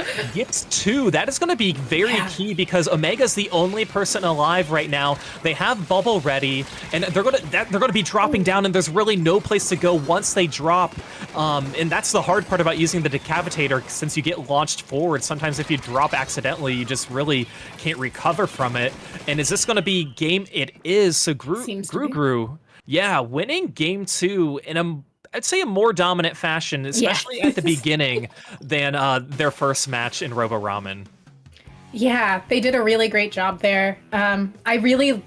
Obviously all of these players are amazing, but I love the way all of the members of Grugru know how to play off of each other so well. Like, their weapons all synergize really nicely to begin with, and then they all move around each other, playing cleanup for any picks that go unfinished, especially between Slosher and Range Blaster. Their numbers play so nicely together. Yeah, especially like you said, the Slosher and Range Blaster, where Blaster, you get one shot, Slosher, you get the other shot, players down. You don't need to rely on directs if that's the case where you're relying on your teammates to just kind of like work together and get picks at the same time. So and then you also toss the pencil into that mix and it gets very effective. Yeah, you're dodging lasers at the same time. And if you don't, you get one shot by everything on the team. Right, so there's so many things you have to avoid when you're Moonlight facing players from Grugru who, again, can just work in tandem like that. And I think, too, it was unfortunate towards the end where Moonlight, they just weren't in a position where they had all 4 of their players alive, you know? Like, we saw Omega there. They were the only ones who were alive, and unfortunately for them, they dropped down. And at that point, you pretty much want to just rely on getting a trade because you know you're going to get splatted when you're not in your own ink. But unfortunately, they couldn't do that. So just kind of led to the snowball effect for Grugru to really take advantage of the lead they had. Yeah, and that bubble that they had there that Omega had there towards the end could have made a huge, huge difference. Being able to use the bubble to help your teammates get back in, to hold a space you otherwise couldn't can be so impactful, so dying with that definitely made it seem impossible for them to break back in. Yeah, absolutely. For a counter pick now, again, Moonlight in theory can still choose Splat Zones. They can also choose Rainmaker or Clam Blitz. Again, the maps themselves, there's only 3, or not Rainmaker, Tower and Clam Blitz. There's only 3 tower maps. They are going to be opting to go to Clam Blitz, choosing Umami Ruins for this one, which I think is it's probably a good pick. It's going to be a change of play, a change of pace for both of these teams. And I think at this point, when you're down 2-0, losing in the same mode both times, you're welcome for any type of mode change to just really mix it up and see what sticks and works for you. Yeah, and I think especially switching to a mode where you control the pace more might help Moonlight out. I think there's definitely the option of... And also, Bubble can be very effective in Clam Blitz at holding that area by basket, helping reclaim parts of mid. Obviously, it's well known for being used in zones. We've been seeing it a ton in JP tournaments, which very fun to see. I love how much the meta has changed throughout the course of Splatoon 3, because at the start of the game, it was shocking to see a Bubble ever get picked. Right, yeah. There's like, who needs a special like this? Who needs a defensive special? Where people now have really been thriving and putting it in offensive positions too, especially like you mentioned, with Clam Blitz and scoring by the baskets. And, you know, we can probably expect to see some of that coming from both of these teams. I mean, it's just what they do best. But to your point, like you said earlier, Clam Blitz, you control the pace at which you want to play. You're not at the mercy of a timer that you just have to lock out and push forward. If you are in a position to get a good push, you might as well do that. If you think you can only get one power clam in and really nothing else, then maybe you just want to wait. Yeah, maybe hold off if you can't really follow up. So a lot more mind games at play with this. And, you know, there's a reason why people prefer it in comp and not like solo queue. Yes. So you can work well together. But yeah, taking a look here, again, really no changes on the side of Moonlight. We are going to be seeing no changes either on the side of Gru. So yeah, I mean, continue with we do see a slight change. It's the CRB now. They've decided they want Kraken. Yeah, the B button was covering that logo. Okay, yes. Yes. Okay. Yeah, but it is nice to see that Kraken coming out. Luckily, it can't do what it used to do in Clam Blitz. Thankfully, we can no longer just jump to basket with Kraken. Let's go. We like good changes in the game, and that was definitely one that was I think long overdue too. Yes. Right now, Moonlight has a power clam. I picked it up pretty early, staying pretty far back, but right now they do have a player advantage. We'll see if Omega is going to sneak up on Obito, and the answer is no, because Obito is going to be taking them out. Obito held that corner so beautifully. It was a 2-down situation for their team. That absolutely should have been an opportunity for Moonlight to push, and Obito just said, but what if I play the corner perfectly? What if I did that?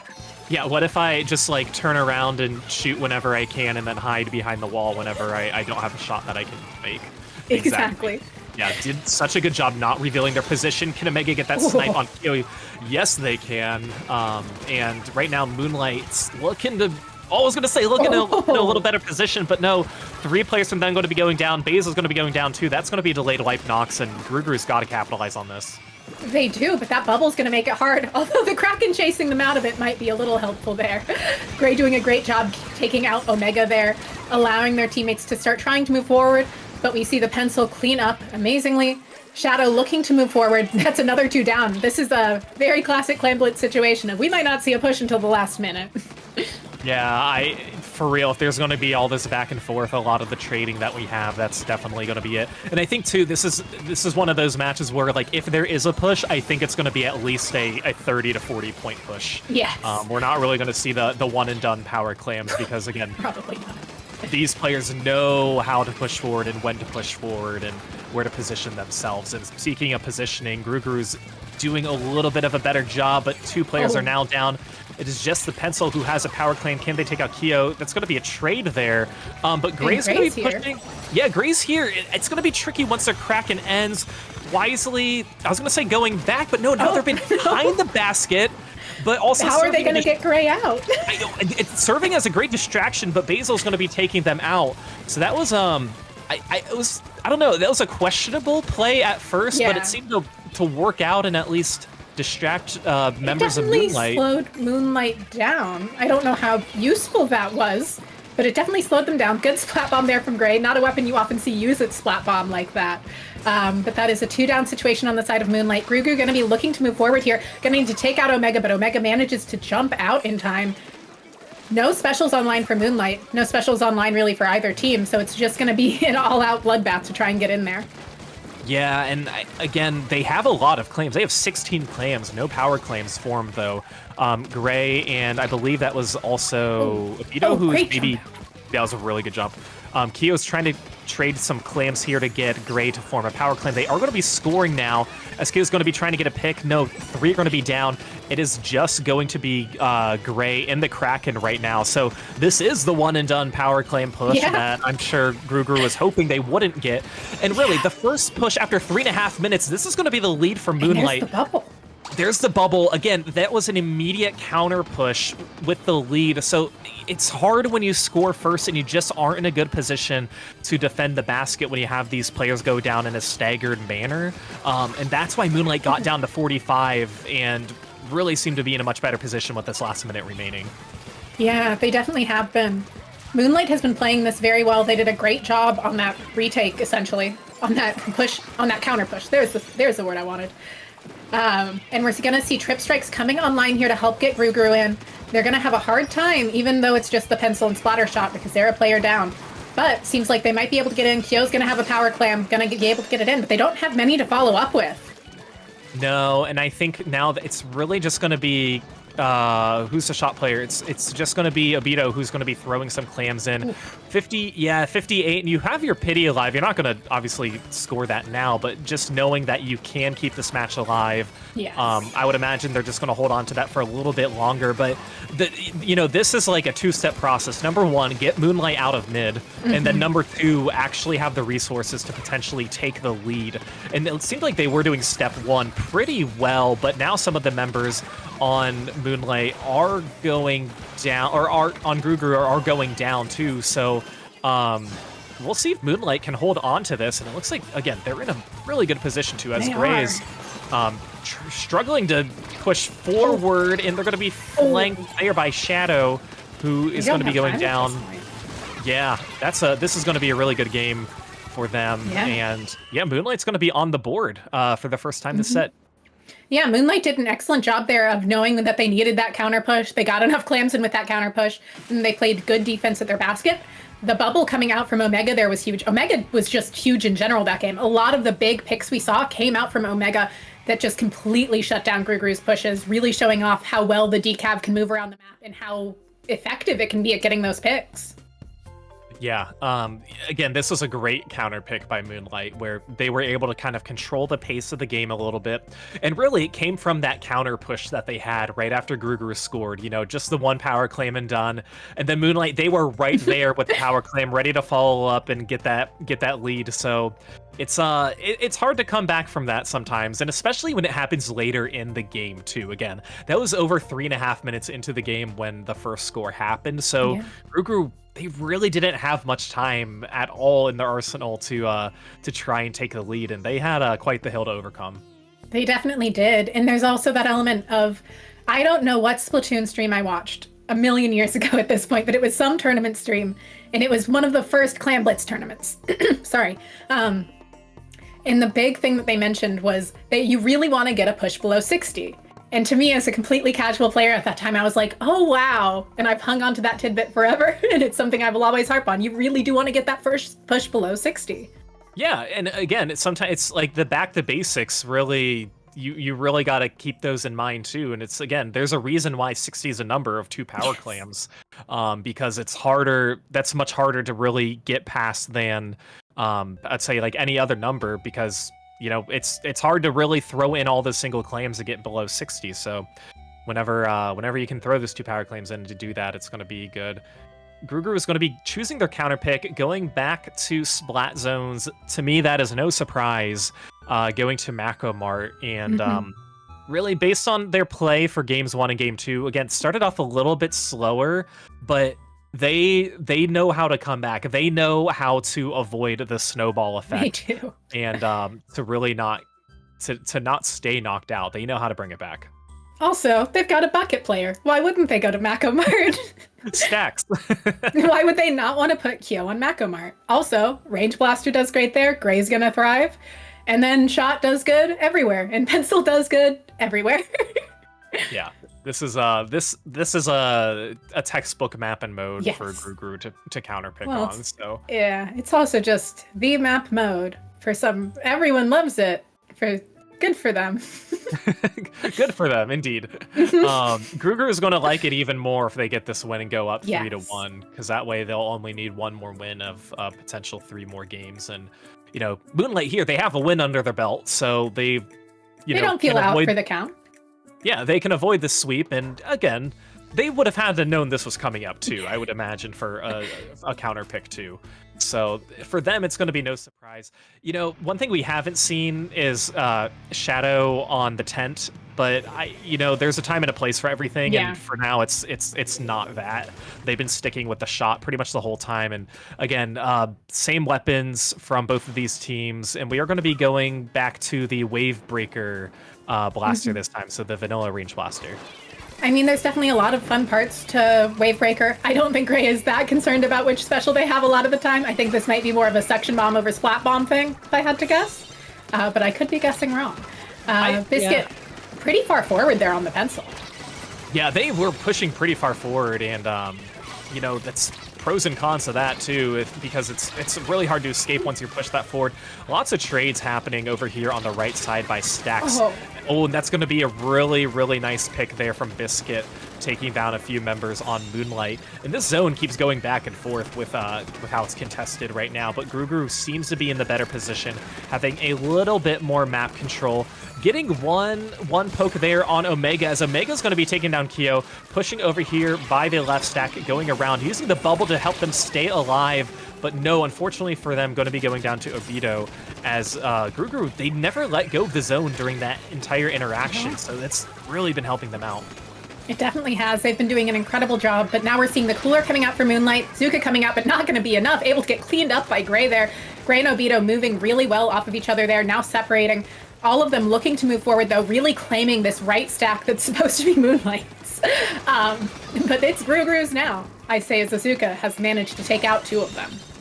Yeah, and finally Moonlight able to get the zone with a hefty 70 penalty point on the side of Gru. And again, this is different than any of the Splat Zones games we've seen where Gru kind of had to come back from behind, and they haven't had a solid lead like this in a while.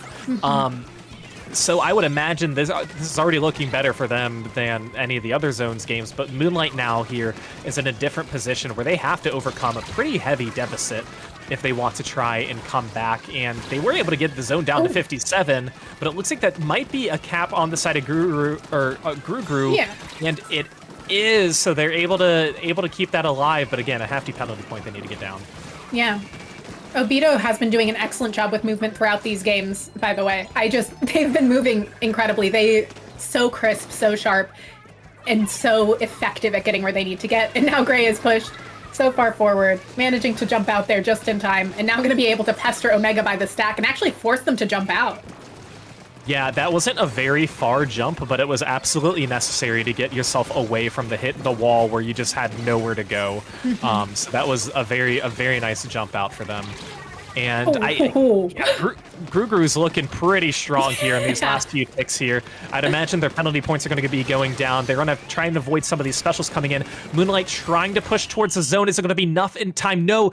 Oh, they contested so close. Right. I know, right as the game ends, but unfortunately for them, it's not going to be enough. So Gru is leading this set 3-1 in Gru's most dominant game so far here in Splat since Macomart. Yeah, they made that look almost like child's play. They did that so cleanly, so nicely. Very, very impressive out of Gru. Gray hit some cool directs. I'm never going to complain about seeing a cool direct on stream. And also, Gray's jump outs are very impressive. There was a clip I saw from them the other day where they were doing their menuing so fast on jump outs that you literally couldn't see it, which, good for Gray. That's just impressive. And on their way down from the jump, they hit a direct on somebody on glass on undertow. Yeah, it's insane how time sensitive some of these actions are and just how well these players perform them. Yes. Like if I try to jump out of a location, I have to like look down at my controller, I hit the wrong buttons, I stand in the enemy ink, I booyah, and then I like die. So I do the same thing. Yeah. And also like all of these top players will have where all of their teammates are memorized on the map, which is even more impressive. They know where they're jumping to without even looking. Exactly. Just, it is so worth practicing that skill, but also, wow, what an incredibly difficult skill. It certainly is. Moonlight's counterpick here, again, going back to Claimblitz, which again, this is no shock. Well, and this is, I would say, a unique counterpick format where you can counterpick the last mode that you won on. Now, you can't choose the same map, but Moonlight, they won in Claimblitz. They're going back to claims. There's nothing that says they can't do claims, and especially with a mode like Rainmaker that's banned from this tournament, that would kind of make it very difficult, especially in a best of 7 format. So, you know, the tricky part is though, Moonlight wins this. They're down 3-2. You already know what Gruger is going to be counterpicking. Yeah. Yeah, they need to figure out a way to break through on zones or tower, because zones and tower. I like to think of tower control as just a little moving zone, personally. So typically if a team is really good on zones, they'll also be very strong on tower, which would make this hard on Moonlight.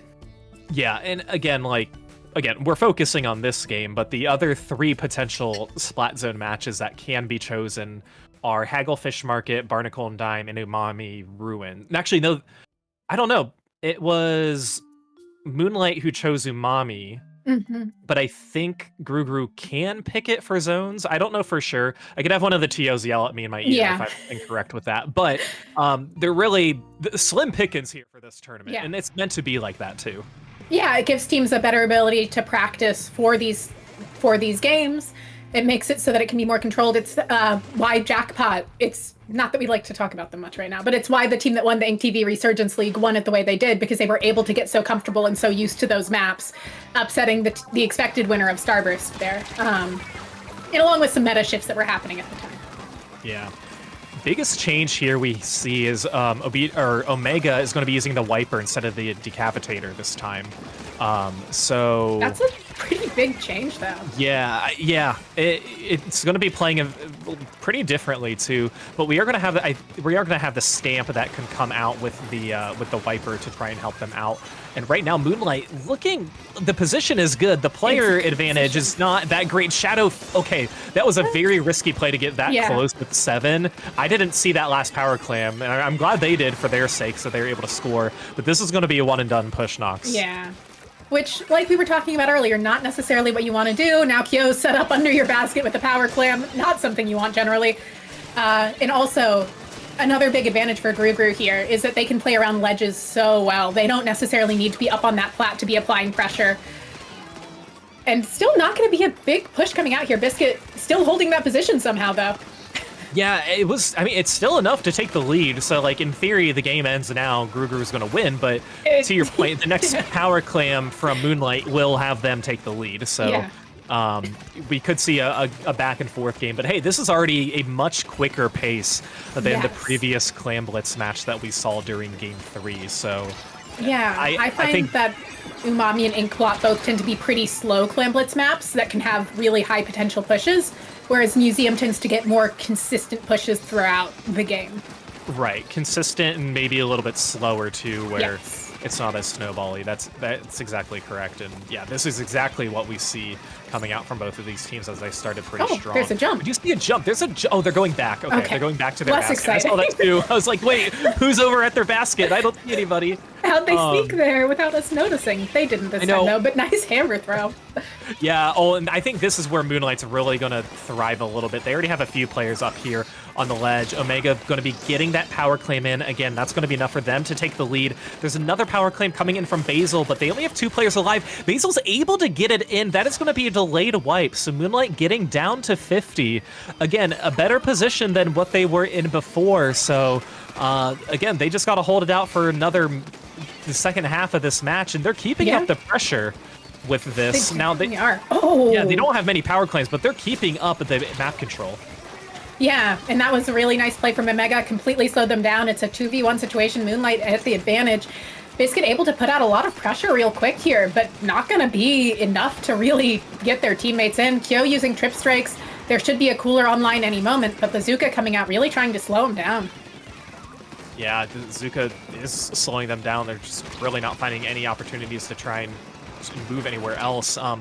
Guru, again, they have the power claims. They just got to pick down players one by one, but unfortunately for them, they're the ones going down one by one as they are struggling to really manage these power claims. Again, it's just a permanent point sensor that's on you at this point, so sometimes you just have to give it up and, you know, build one up later on. And yeah, this is just a hectic game here. It is. With players literally on all areas of the map. It's not like you're pushing as a unit at this point. It feels like, kind of feels like a solo queue game, but I'm not like taking credit away from the teams for trying their best, because obviously they're doing fantastic, but it seems less coordinated this time around. It does. It feels like the way these two comps play against each other doesn't allow for that same organized play that we're very used to seeing out of Gru especially. I expect it when the team has a wiper to see some shenanigans like this, but Gru's having a hard time adapting to it and managing the pace of it. And now there's another power coming in all the way down to 30. Still very much doable to get this push in from Gru, but it's gonna be hard. They have a 2 down. Gray got a direct. Gray looking to push up here on the right side, poking at Omega, having a teammate come in with them. This could be the chance for Gru to push.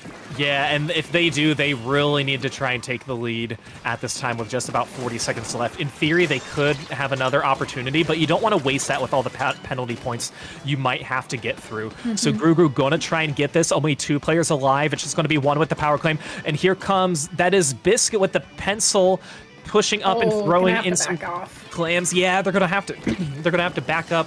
Now, 20 seconds remaining. Again, they're going to have another opportunity as they still have some power claims. But look at this, 1 player alive, 22 penalty points. That's not even going to be enough to get through with a power clam. No. So Moonlight is looking really good, especially where Shadow's positioned right now. Using this Luca, you might as well say GG's, but I've seen weirder things happen. Yeah. Well, especially with players like the players on Gru, as Gray just drops and gets 2 for fun, it seems like. They're going to be able to move forward here. They're going to have a wave breaker, not necessarily the special you want to work with, but not even going to have that. Omega managing to clean them up. Zuka coming out. That's just Kyo left up. Kyo's not going to be able to get to a power. That is game. Yeah. Moonlight seems to have Clam Blitz on lock. They certainly do. The unfortunate part is that will probably not be the counter pick for Gru. What are you thinking? Zones or zones, Falco? Zones or zones. Okay, so if they choose tower control or clam blitz for whatever reason, I don't know what I'll do. I'm not going to make any promises. Yeah, I don't have anything funny enough on camera to do anything right now. I have a green screen. I could have chat choose like my background or something. That's that happens. true. Within limits, obviously, within reason. But like, let's just look ahead at the modes that they can choose. I can see them picking off. TC. There's a world where they pick tower control. I don't see a world where they pick Clam Blitz when they've lost on it twice and it's the only thing they've lost on. That's fair. That's fair. I'm looking. Okay, so the available maps that they can choose now, again, are Hagglefish Market, Barnacle and Dime, and I don't know if Umami is technically something that they can choose because Umami was played already. I'm gonna imagine they're going to Hagglefish. That's my guess. Final answer. Yeah, Hagglefish is a safe bet. All of their obviously all of their weapons work really well everywhere, as we've seen them prove. But Hagglefish, really good map for both range and slosher, more so than most even. I think range does such an excellent job at helping break through checkpoints there that it would be awesome to see it even, because I think watching Gray get directs with the range blaster is fun and entertaining, personally. Oh, it's so fun. It's so fun. And it's one of those moments where, like, at a LAN, anytime a sniper gets somebody, and everyone just goes like, oh, and it's like, that's what they do. That's what, they're so used to doing it, but we are so enamored by it. Counterpick, so tower control, what? Okay. So Gru, they gotta go on style.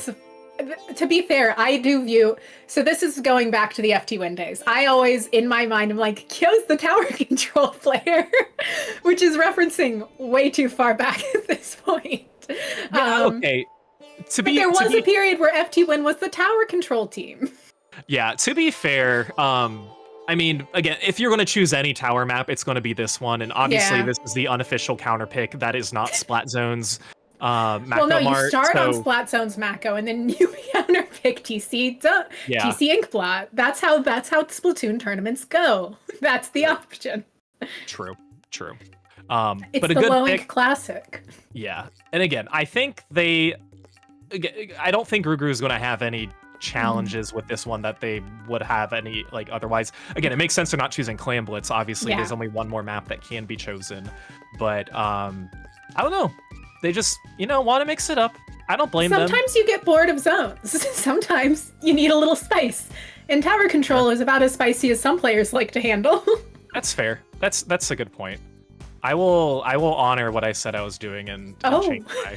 We're clowns now. I was clowning with my pick, so I gotta change it. Next time we'll set up my green screen and join you. Thank you. I don't know if anyone can tell, but I'm casting from a closet because I moved recently, and so far this is where my desk fits best. So the green screen didn't quite fit the way it needed to today. Oh yeah, it's it happens. It does. Shockingly, we're not seeing any. Oh, we're back on the decav, but otherwise, no significant changes here. Not surprising. This is what we should probably expect from these two teams for the rest of the tournament, to be very honest. Yeah. Again, so going back to the decav on the side of Moonlight. Yeah, that's gonna be Mega who's doing that. And again, Moonlight, they just got to start off strong like they have before. And right now, well, they're unfortunately not in a position to do that right now. But they did so much better when they had their own opening pushes where they took advantage first. They took they scored first or got a nice cap and were able to just kind of like play a patient game. But again, it's not zones, so we will see what they can do with this. Yeah. But again, they're facing just a very strong team, and again, a textbook map and mode for really all of these players anyway. Yeah. So there's really not much to elaborate on other than this is not zones. Okay, Gray. And Gray was, I believe, colored for that, and so is already back in the action. Good for Gray. Yeah. Obito doing a great job with the Zuko here, managing to push people back a bit. They really want to get somebody set up on that upper left side, but they haven't quite managed to yet. It's really what opens up this map. Yeah, and thankfully for Gru and Obito, I was going to say most of their players were pushed up, but no, it was just one. I believe that was Kyo, who was like pushed up by Tree, while the rest were over on Stack. So again, to 62, not quite that second checkpoint where you want to try and get it quite yet, but still obviously in a better position than Moonlight, where Gru is doing a really good job pushing a lot of their players up in front of the tower, which is really the best way to push forward too when you have paint and bodies that can just kind of block you and prevent you from pushing forward. So yeah, they are and that finally cooler is huge here. Oh, the cooler, absolutely, yeah. And they are past its second checkpoint too, getting down to 31. So if they have to back off now, they have to back off knowing that they have a pretty comfortable lead. But again, anything can change. Obito not quite managing to get what they wanted out of that encounter, but Shadow managing to hold this corner for their life. Kyo getting pinched in on by Shadow there. And Shadow just kind of painting around, trying to figure out where the members of Gru will come back in with Azuka online and ready to get this push going. Yeah, this is really Moonlight's first opportunity they have to try and push this forward. And again, they are actually in a pretty good position, having a one-player advantage. Shadow's pushing up here, trying to get the flank. Going to be seeing one member trying to identify it and look for some jumps too from their players. It looks like, but Biscuit's there, quick to respawn. 3 are down now on the side of Gru as Omega pushing forward. It was that bubble that came out there. The bubble was absolutely crucial to help keep members of Moonlight alive. And Omega getting a huge pick there, keeping Kyo from moving forward. This is a decent chance at taking lead, but somebody needs to get on the tower. There we go. We're getting that forward momentum. Lead is about to switch here, going over now. Moonlight is up right now. Admittedly, Gru will have final counter pick, but 27 is a solid push. I know it's not a checkpoint lead, but that's a hard point to get to. Yeah, and I mean, that's a long road to go for Gru if they want to try and take the tower again and push. Again, both teams still have a checkpoint, like you said, but again, with only a minute and a half remaining, Moonlight or Gru is not going to have that many opportunities to do it. They can have one strong push to push forward, or it can be like a slow burn opportunity where they're kind of hopping off and on the tower. But we will see how they approach it, because right now we're just seeing a lot of battle here at mid, and both players from both teams are going down, which at this point is only going to benefit Moonlight. Yeah. If you're the team in the advantage in this situation, trades definitely work better for you. Kyo managing to get some forward motion here, looking to put some pressure by that bubble, trying to find one, not quite able to. Just seems like they aren't quite getting all of their shots, as a team getting all of their shots where they need to get them. They're making that forward progress, but I'm not sure it'll be enough. Wavebreaker's gonna come out here. But they're not really able to get up and under tree like they need to right now. No, and again, it's kind of like that slow burn push with some staggered specials here and there, and I think too, if Guru wants to take the lead, I mean, they're winning the 1v1s, which is obviously necessary in this position. Ooh, that's a really nice jump out from one of the members of Moonlight. But I think Guru, are they able to take the lead? We are, yes. So this is kind of that like slow burn push I was mentioning before, where they didn't really have an all hands on deck, everybody push forward. They did a good job just handling, knowing who's going to be on the tower. Oh, that's going to be a nice 2 layers down there. And just Gray left up. Yeah, it's just Gray, but again, here's you now. If you're Moonlight, you really have an uphill battle. You do, literally. Especially with your bubble going away right there. Yeah, they are gonna have some time to build some of their specials once again. Oh, that's gonna be a really nice pick there on Basil, who's on the tower. So I think Gru, yeah, with 2 players down. Okay, that's gonna be the game there. Yeah. Yep. Man, what a strong start there for Moonlight to try and push up and extend. And again, they got to 31. They did a good job, but it was a good push. Gru just knows how to play in those situations. They have, I think those are some of the most long-term names I can think of. They've all played from behind a million times and figured out how to make it work. Yeah, the team that keeps calm, cool, and collected, they they really know how to handle it. And winning on a mode that is not Splat Zones, mind you, too. Shocking, really. Or their but game. Not that shocking. They are all players that know Inkblot TC amazingly well. Yeah, certainly. So yeah, they're going to be up 4-2. All of our sets have ended, I think, 4-2 today so far. I believe so. Yeah, so we've had some really nice competition too. You guys have been getting a lot of action here in the 20XX League Week 1. One more match that is going to be happening tonight. That is going to be Celeste and versus That Kid Fan Club too. Yes. So that's going to be a fun one. That's going to be coming up next. But yeah, this one, I'll admit, this was a closer match than I thought. I honestly thought Guru was going to 4-0 sweep. Yeah, me too. I'm not upset that they didn't. I'm glad they didn't. It was fun to get to see some good Clamblitz games. That Museum Clamblitz game was interesting. Interesting feels like the right word. Yeah, I mean, Moonlight liked it. They got the win on it. But they did. Yeah. Moonlight played it pretty cleanly. They did. They certainly did. I think too, like we mentioned, most of the casters here predicted that Guru was going to win. Yes. It was only Jeannie, who didn't choose it correctly. I know, Jeannie did it knowing what the likely result was, I believe. Yeah, we have the same picks, by the way, Nox. Me and you, we chose we to matched. put down the board. We did match. We Look, went against the I grain. see Brian on a team in a tournament. I have to root for Brian. That's how I work. We went against the grain for a few of these, Oh, we're both thinking Dat Kid will take this. Yeah, I actually think Dat Kid is a kind of underrated pickup team. Yeah, it's gonna be hard because again, like it's full of really. This entire league is full of strong players. Yeah, I feel like it's gonna be an overused term. Works. But like Celeste, we can talk about Celeste a little bit. So they won Triton Cup 83. They got second place in the zone 35, and they won Wave 0, which I'm hearing about for the first time. But so again, they have results, been around for a long time, and Dat Kid Fan Club. I mean, who doesn't love Dat Kid? I mean, there's a reason why there's a team named after them, obviously. But I mean, I'm pretty sure the first time I saw Dat Kid was when they entered Low Ink for the first time and then won. Which, that tends to be a pretty effective way to make your name start getting out there. See, you love to see Low Ink alumni play in a tournament like this. Now, I could also be misremembering. I'm going to be fully honest. Dat Kid's been around for long enough that I could be misremembering at this point. Either way, very impressive of what them and the rest of their pickup have accomplished so far. So Celeste made up of Cam, Phoenix, you, Mickey, and Luma. Dat Kid made up of Hirashi, Dat Kid, Nilla, Miner, and Homo. So Nilla is a player that's been around for that I know came up through the low ink kind of circuit originally. Me and Nilla have played together some. Nilla's very fun and used to be a tent player. I don't think they do that much these days. I think they're mostly on Zap, but they used to be a good tent player. Yeah, tent, unfortunately, I mean, we just saw how Shadow is not using it when a lot of us know Shadow as like one of the best tent players in this entire scene.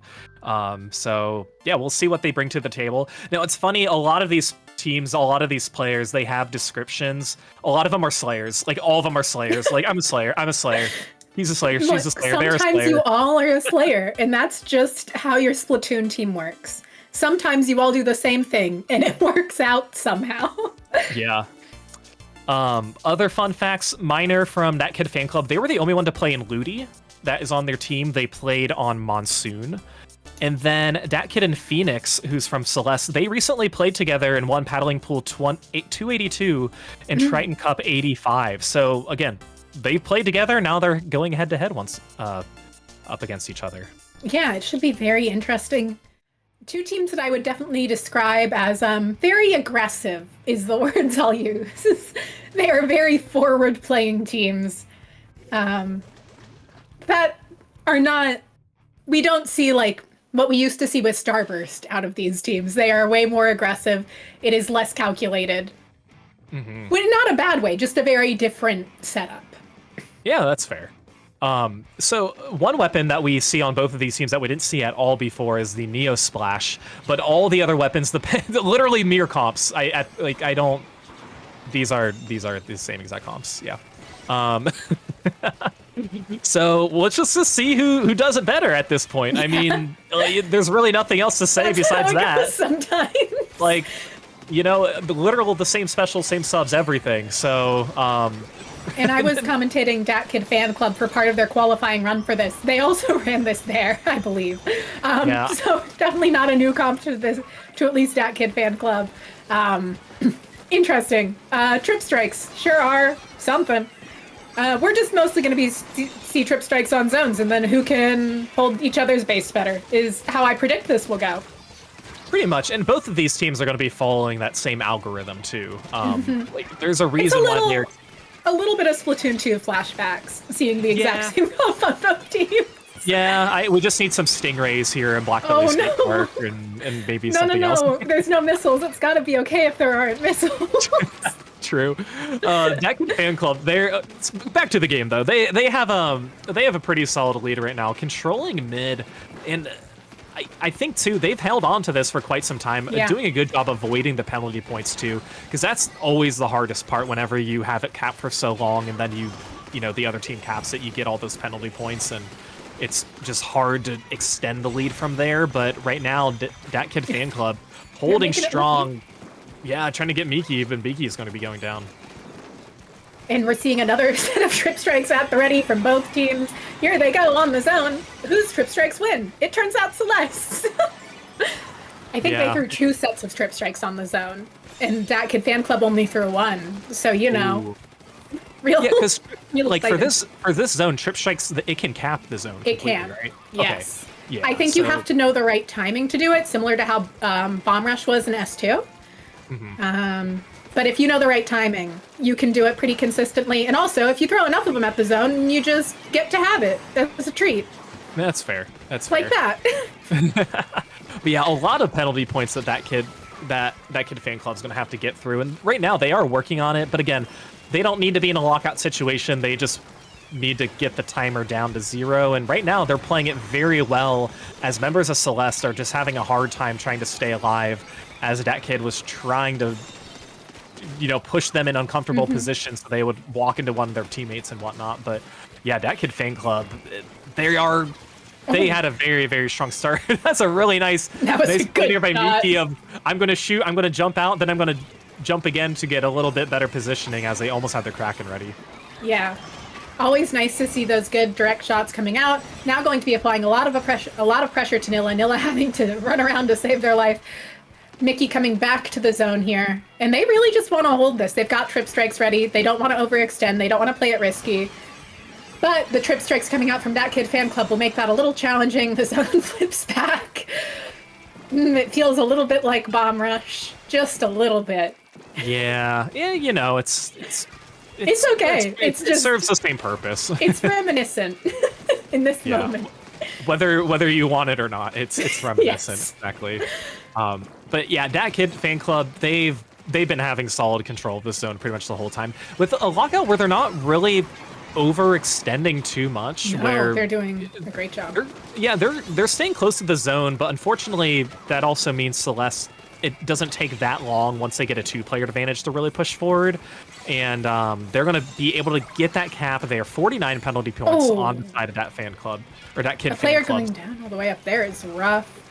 Yeah. And we're kind of seeing that kid fan club getting a little bit staggered here. They have some time to work with, and they're going to have some specials to work with. So they should be able to break back in here with the Kraken coming out from both sides again. These teams are very in sync. They really are, but again, at this point, it's just going to be favoring that kid fan club with having only 30 seconds remaining right now. And I don't know, Celeste, they're going to really have to find their groove here if they want to try and cap the zone, but more importantly, hold on to the zone for a good amount, because the ticks they'll have remaining, the 23 plus 32, that's going to be quite into overtime that they have to hold on, and if they lose it just once, they're not going to be getting the win. So we'll see if they can hold on to it. We do see strikes ready on the side of that kid fan club. They're going to be used right now. Not much follow-up at the ready except for the pencil, but that is going to be enough. So that kid fan club winning game 1. Yeah, I think with this map in particular, with strikes, you don't need a ton of follow-up if you just need the cap. Obviously, if they'd have needed to hold there, they would have needed teammates to be able to follow up in. But just having the pencil be able to paint whatever little areas the strikes might miss kind of just enabled them to know, okay, as long as we've got one of our strikes and a player that can help paint a little bit, we should be in the clear. Which is, it's a very interesting dynamic. It's not one we see on other zones maps. I'd be more stressed about triple strikes if this worked more places. No, that's fair. And some of the zones maps that we have on this, I don't think they're going to work out as well. But to your credit, you just need the strikes and then the pencil to like just touch up on the areas where the strikes didn't hit. But yeah, you don't need the full blown. We need to splat 2 to 3 players as we're making this cap. You just kind of need to do the bare minimum at that point, and you have a lot of time to do it. But and thankfully for Neo Splash, it's not super hard to get the strikes either. So fast. It's pretty quick. It's pretty quick. That's the joy of Splash and Zap and Junior. Is they're gonna have their special in 10 seconds if you work at it. As a former Junior player, you can have your special in like 10 to 15 seconds, pretty comfortably. As the beauty of Splatoon 2 ink armor, opening ink armor. That is what I used to do. Right. We are going to see the counter pick from Celeste going back to zones. We are going to be going to Mako Mart this time. So what do you think? Do we see double trip strike on both sides again? I think so. I think we do. It's different than Robo Ramen, but it's not. It's still a small zone. It is a small zone. Now the only thing would be if you accidentally throw your strikes like on a stack where you didn't mean to, just because it's a little more elevated. But I think I can't imagine seeing really many weapon changes. No. I'm still just kind of fascinated that both of the comps were exactly the same comps as each other. We don't see mirror comps that often Not in Splatoon 3. I know there were a lot of mirror comps sometimes in Splatoon 1. And at the end of Splatoon 2 there were. I want to point out that for a long time Splatoon 2 did have a very evolving and changing meta. It's just that we all remember the couple of years at the end. And that's also going to be true of Splatoon 3 if we have a few more years of it. Eventually a meta will kind of settle. And hopefully it'll be more diverse than Splatoon 2's. At least have a few different weapon classes in it. And it seems like we're there at least. It's not 4 shooters. Joyously, it's not 4 shooters. If it's good right now, I think it should hopefully be good in the future. I know we all kind of wish there was something to knock pencil down a little bit, but right, yeah. Other than that, it's at least got a little more going on with it. Look at how many different weapon classes we see up there. That's exciting. And the same. Oh no, there's a shot instead. Okay, so we are going to see the shot instead of the Neo Splash. So that is going to be. Nilla is going to be choosing that one. Again, I figured if there were going to be any changes, it would be trading out like strikes for Azuka. Azuka's very strong on this map too, so yes, that change does not surprise me. Technically not a mirror match, but it might as well play out very similar. Very close. It's still a very similar matchup. Nilla not quite able to get the trade there that they were looking for. Mickey able to move forward, able to help put a lot of pressure, forcing another player down. Looks like we're going to see Celeste in a very strong opening position here. And a good jump out from that range blaster, enabling them to go ahead and have that wave breaker saved for whenever that kid tries to move forward. Yeah, that was this is a really good lockout right now for Celeste, as Miki is going to be getting one nice pick there on Nilla. Eyeing out Miner right now, who's going to be going down, so that's going to be huge as well. That's going to be a nice direct, so that's going to be 3, and the jump was right above. It's going to be that kid who is staying alive, but again, they don't have a lot of paint to work with in front of them. They are going to be dropping down and crackening in front. So this is, I think this is exactly what you want to do. You want to try and find somebody to push you forward, and no better person than the Kraken, but unfortunately for them, they weren't able to find any picks. They're going to go down to the bomb, where Celeste, they don't even have any penalty points at this point. No, Celeste is looking very comfortable right now, and they've got 2 trip strikes online to keep that kid fan club out. Trip strikes coming out now from that kid fan club, allowing them to try and move forward, at least neutral the zone for a second, but not going to be enough to flip it. They need to move forward now. They don't have time to stall. They don't have time to wait. Trip strikes coming out. They need to find a way to paint through it. Able to flip the zone, keeping them in it for now, but by the skin of their teeth. Yeah, that was a very, very good cap there on the side of that kid fan club. And again, that 74 penalty points, pretty hefty at this point, but you know, it's obviously still KOable if you just do what you did before, but maybe for a few seconds longer. So Celeste back in control of the zone as members of that kid fan club trying to push forward once again, identifying where some of the members of Celeste are. To look at this positioning here, trying to hide and stay alive, and that's actually going to be enough for them, for that kid and their fan club, to take control of the zone and get the cap. For a moment. For the moment, at least. But yeah, there are some really good picks here on the side of that kid fan club, with Nilla and that kid in particular getting some key picks. And they just need to keep winning these 1v1s if they want to keep control of the zone. Yeah, definitely a situation where this is still very doable. This is a map where we see a lot of comebacks from low scores. This and Hagglefish are kind of the maps I associate with that. And they're doing a great job of holding on here, holding on through those trip strikes. Kraken came out not able to get a ton of value, but slowed players down. They're really trying, Celeste is really trying to move in through this stack, but the Range Blaster and Slosher are able to keep them out of there. So I assume right now both teams are just kind of working on trying to get specials to force a break-in, especially as the custom range gets taken out. And we'll see how long that can happen. And that kid fan club still in control of the zone. This is exactly what they needed for this game, as they have a 2-player advantage, no penalty points, still keeping control. And really, they haven't given Celeste any opportunity to control the zone other than a few seconds here and there. But Celeste really needs to try and get this pick. They don't have a player advantage right now. One player's going to be going down. Is that going to be enough? Oh, they take the lead. The trip strikes! I know, the trip strikes again coming in clutch, and that kid fan club able to get the win. Really great job there from Nilla at the end of just going, if I just stand right here and paint, it'll be fine, right? Surely it'll be fine. Nothing will hit me if I stand right here. Right here's gotta be good. And they were right. Exactly. That was a really, really nice win for them. That was it's so hard to come back from that, though. It's so hard to. It takes a lot of mental strength. It really does. It really does, because you know you don't have any room for error. You don't have room for error to make any changes or yeah. You just have to white knuckle and win. You have to hold on for dear life and go, well, this has to work because it has to. There's no other option other than winning. And I think that can be a useful mentality in game. I think you have to let it go once the game is done to be able to VOD review and go, what could have made us lose? What could have made that go worse? But in that moment, being able to just go, this has to work because I need to win. So I will simply do it good enough. Well, can and be a useful mentality. And I think especially at points where maybe you get down, like you're in Celeste's position, you get down to 3, and then you're like, okay, how did the other team take it? What in particular happened right here that we couldn't get the knockout? And typically it's like a combination of like specials being used and somebody flanking and all that, but that's what you have to VOD review to make sure that you can't have that happen again, especially at crucial opportunities like that. Because again, Celeste would have held on for 3 more ticks, not even 3 seconds at that point, but 3 more ticks, they would have had the win and we would have been tied 1-1.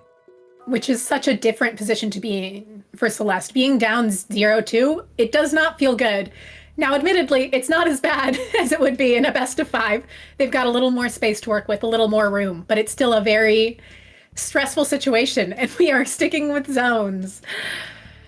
I mean, we're going to the mall, Falco. Yeah, we are going to the mall. Let's go to the mall. There we go. But again, I don't blame Celeste for making this pick because they've had opportunities where they were so close to getting the knockout.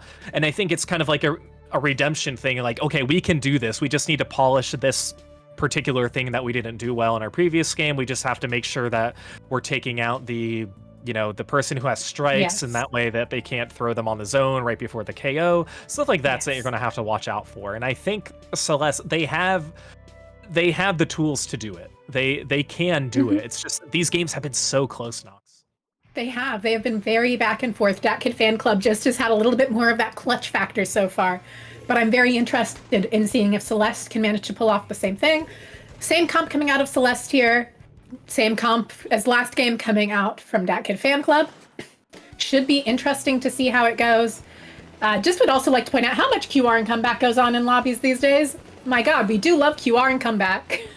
Yeah, and I think too, especially with weapons where, I don't want to say they're feed heavy, but it's the nitty gritty weapons where you're probably going to die a lot too and get splatted. So you want to get back in the action as soon as you can. And I think that's the thought process behind it too. So really, this is just going to be a battle of the double ink strikes coming out versus the ink strikes in Zuka that we had seen before. And again, this is still like a fairly flat stage, so both specials absolutely viable here. And I think it's a little harder for the triple ink strikes to cap the whole zone just because of that block that's in the middle. So maybe that gives the I was gonna say maybe that gives the advantage to that Kid fan club, but apparently not, because Celeste is really dominated on that with the Kraken. Yeah, just a beautiful Kraken there coming out of Mickey, and we're seeing Celeste being able to set up really well here. Trip strikes coming out, allowing their teammates to stay so far forward, but Zuka coming out from Villa trying to counter that. Not going to be quite enough, but now there's Cooler and Kraken and a million things to try and force Celeste out of position. Really interested in seeing if they manage to get them out here. Doesn't seem like they're going to be able to. Celeste still taking down the points. Yeah, they're doing a good job, and again, getting down to that 32 like they had again, and in the previous match, or getting a very strong lead. So that was really much needed for Celeste, but they're going to need to hold on to this much longer. And again, they're doing a better job trying to take out members of that Kid fan club before they kind of extend and get a solid positioning. So right now it's already looking better, even though they're not quite down to where they were before. 2 down on the side of Celeste, though. So if you're Dat Kid fan club, you're really looking to start moving forward. Sure, your range went down, but you still have a player advantage. You've got some specials online. Zuka coming out, looking to pressure the pencil away, able to find the pick even. And it's just the splash left up, so Dat Kid fan club should be able to get a good bit of momentum going here. Yeah, I think they're going to benefit from just really putting down a lot of ink in their positioning as well. And again, Celeste is going to rely on those strikes, the double ink strikes, to help push forward. But again, with the help of the Cooler from Dat Kid fan club and just knowing how well some of these players do, like, look at that. The Blaster's like, nope, I see somebody on the ledge. I'm going to get one, maybe get the other as well. Trying to stay alive. Going to be cracking. I knew they were going to crack into that position because I think they thought they were going to get splatted. But this is going to be enough. I was going to say enough for them to take the lead, and it looks like they might still be able to. They need to paint, though. I know they didn't have players in good positions to do so, but they've got to take the lead right here. Okay, there they go. That fan club. I would say that was a little overdue, but I don't think they were sweating it. No, I think they knew. I think in that position, Dat Kid knew my teammates will paint the zone eventually. Surely. I'll just stay here and be a nuisance. And my God, they were a nuisance. They really slowed down Celeste getting in, allowing their teammates time to get in and cap the zone.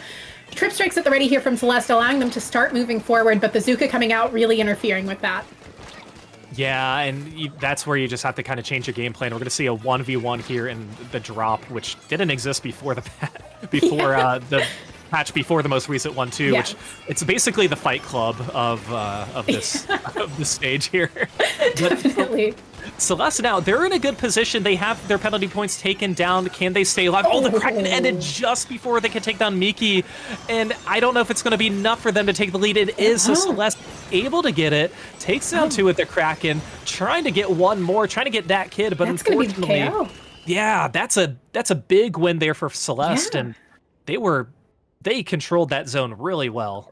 They did. I feel like they felt way more comfortable on that map. They liked their strategy better there, and they did a way better job of moving up with their trip strikes, not just using them, but actually moving with them and moving through them. Yeah, it was a much better coordination too, and like you mentioned, knowing where to position yourself after the special is being used, how to work with the special, whether it's like you locking out somebody, it's going to the zone, mind you. But yeah, Celeste, again, just high penalty points, but once both teams had control of the zone, they did a very good job holding on to it for quite some time. There wasn't a ton of back and forth in the zone. It was both teams just kind of like taking turns a little bit, waiting for one team to maybe overextend just a little too much, have two of their players go down, then the other team. More of like I'd say like a basketball game where you're going to back up if you need to go on defense or something. Yeah, definitely. That's a great way of thinking through it, because there is that element of, hey, we need to go defense here for a second, but if we all stay up, we get to retake way faster. We get to get more points on the board faster. Retakes are so critical to how Splatoon is played. Yeah. No, it really is. And I mean, zones is, I would say, like the quintessential mode of retakes too, where things can literally flip in a quarter of a second as well. And to no surprise, a counter pick is going to be zones again, but we are going to be going on to Umami Ruins this time. Now I'm curious, we might run out of Splat Zones maps if this keeps up. These are 4 of the 6 available, so if Celeste wins this one, if we go to a game 7, we will run out of zones maps. They will have to do something else. I know, that's the thing, and who knows if we'll get there or not. I have no idea, but with these two teams, it's hard to know. They've been so close. They've been so back and forth. It feels like just whoever gets that one slightly better push. Yeah. And okay, so this is the only. Is this the only split zone in this list? Yes. I think it is. There are very few split zones in Splatoon 3 overall. Actually, you're right about that. Yeah, there really aren't that many. Which is a shame. I think they're fun.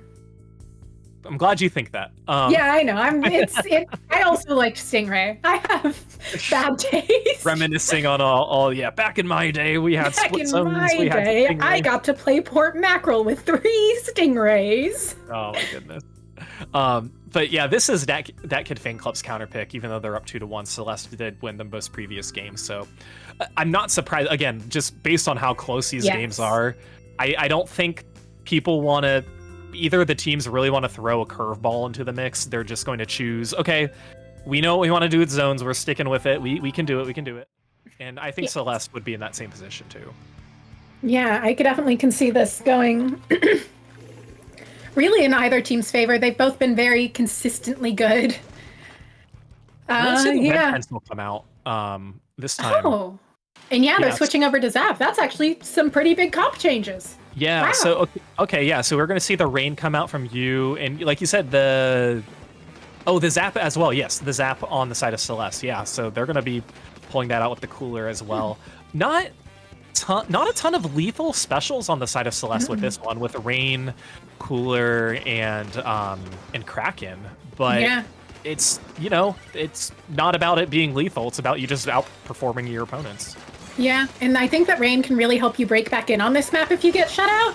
And they've found that double strike hasn't been working for them all the time, so I think changing it up is a good choice. I can also see it being way less effective on this map. They're doing a great job of holding that Kid Fan Club off from their base, not keeping them out of zone, but they haven't let them move forward, which is a good start. Yeah, it's definitely a much better start than what they had before. Celeste able to control the zone once again. A few penalty points on their side. We're gonna see. Look at this push up here. They were really extending. That was Miki who was extending pretty far. They did have a cooler. They anticipated getting splatted. They're like, I'm going out with a bang. You gotta do it. You gotta do that when you have cooler too. Props to them. But Celeste able to hold on to the zone, even with a few players down too, as Cam's going to be pushing forward. I don't know if they want to leave the zone that much, though. I feel like it's going to be contested pretty easily from that Kid Fan Club, and it is, at least on the right side.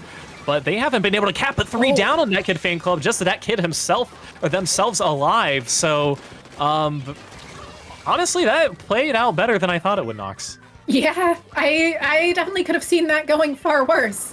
Dat Kid Fan Club really needing to break back in here. Only 20 points left on the clock. And it seems like we're really going to have to push hard to get back in. Nilla using the Zuka, not able to find any picks with it. Kind of needed one there. Nilla trying to move forward on that left side. Other players on the right. They managed to flip the zone. That's what they really needed there. They're at least in it for now. They can figure out the next steps in a second. For now, they might want to slow down, regroup, get specials. Yeah, that's got to be their motive and what they want to do. Yeah, I feel like that kid's putting themselves in very tricky positions. Like, obviously, they're a fantastic blaster player and can one-shot a lot of players, but it's hard when you're a blaster player and you just don't have the paint around you. Oh, trying to get you, but not in time, unfortunately. And we see the parallel strikes come out. One on each zone, one in the back. Unfortunately for them, for the side of Celeste, it's really not going to do much.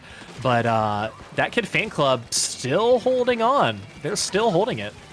Oh, unfortunate bomb there for that kid, but Nilla able to stay alive here, looking to find the range blaster, able to. That's a huge pick. Trying to find the pencil, at least keeping their eyes off of zone, allowing their teammates to keep it capped. Gonna be close to that Zuka. They're probably not too far from trip strikes. Yeah. And gonna have a cooler soon, so they just want to try and hold this. They don't need to worry about holding through 2 trip strikes like they had been, and that's again a huge pick on the blaster. Keeping that blaster tamed is so important. Yeah, exactly, especially with how well that they've been performing this game, and knowing that that's really the only weapon that can one-shot you too. You gotta make sure that you can avoid them, because if you're seen by them, then you are gonna get splatted. That's pretty much a death sentence at that point. Yeah. But right now, that Kid Fan Club, they're so close to holding onto the zone. They really need to get this zone if they want to avoid getting penalty points and to try and extend their lead. They had a 3-player advantage. Okay, they finally do it. It took quite some time. I just don't think they had a lot of pain. It's not going to be enough. It's enough for them to get the lead. They really like to play that gambling game. That's not the first time we've seen them do it, and they're pretty good at it. But my God, it's risky. Dat Kid, okay, that's that kid popping off. Yeah, that's an option, I guess. That's the GG. The GG jumping. The Man, that was a. Yeah, Dat Kid Fan Club up 3-1. Led by Dat Kid themselves too, because those blaster plays were really, really good, and they were again putting themselves in very tricky positions, but still staying alive, knowing when to jump out. Just did such a good job. Yeah, and their team has been really good about using specials at good times. That's a lot of what's allowing them to keep the holds they have, is not necessarily popping specials right when they get them, but when they're going to be most useful. Like waiting to use Zuka for the pencil to be in a good spot, and just being able to find those moments where you can pester the players that really give you a lot of problems. Yeah, and again, at this point in the game too, this is the first time we really saw a bigger I don't want to say major comp change, like bigger than before, but not like anything groundbreaking. But they didn't change weapon classes. They didn't change weapon classes. They changed weapons, and especially changing from the blue pencil to red pencil, I think is a pretty big change to go from cooler to rain. But of course, bringing out the zap is going to fill that cooler void too. But there are those small changes you have to make whenever those weapon changes come out, and that's the first thing that these teams do whenever they boot up into a game. They say, okay, what do they have that they didn't have before? What could potentially be a problem for us? And that Kid Fan Club, they were on top of what they needed to do. They do a really good job at playing off of each other and figuring out how to highlight each other's strengths and kind of minimize weaknesses. Like that kid definitely takes unique positions, but their teammates kind of help cover for them, try and get paint to where those positions are, rather than going, no, you put yourself in a weird spot, figure out your own issue. Yeah. And then at the very least, providing them a safe jump if they need to get out. And the counter pick zones, we're going to Mahi. Living on the edge. We are. Surprise, surprise, guys. This will be. Let me make a prediction here. We're gonna see double trip strike again out of Celeste. It's a tiny zone. Yeah, I would say so too. And again, this zone it's hard just because I don't know. The zone itself is really flat. Not a lot of areas to go to besides some walls that you can just hide behind. But Celeste chose it. again, can't blame them for how well they played in the first game, or in pretty much all these games too. But at some point, when you're down and it's a down to match point, I would assume you want to try and maybe do tower or clams just to mix it up a little bit. Maybe this other thing will be better for us. Maybe changing the pace of the mode will benefit us, like it did Moonlight before this. Maybe a different mode can help. Maybe it's not a zones only tournament and we have options. But it's up to the teams to play what they want to play, and if they want to play zones, they are welcome to. Well, and that's why Zones has 6 maps that we can choose from. What is the only map that they haven't chosen so far? I think it's I believe it is Hagglefish. Yeah, it's Hagglefish. That's the only one they haven't chosen. So, but the thing is, okay, Celeste needs to win if we do have another counter pick. That Kid Fan Club, I think they would choose Hagglefish for that counter pick. Yeah. Because Look, at this point, they know that they win most of the time on zones. Yeah. They feel pretty confident in zones.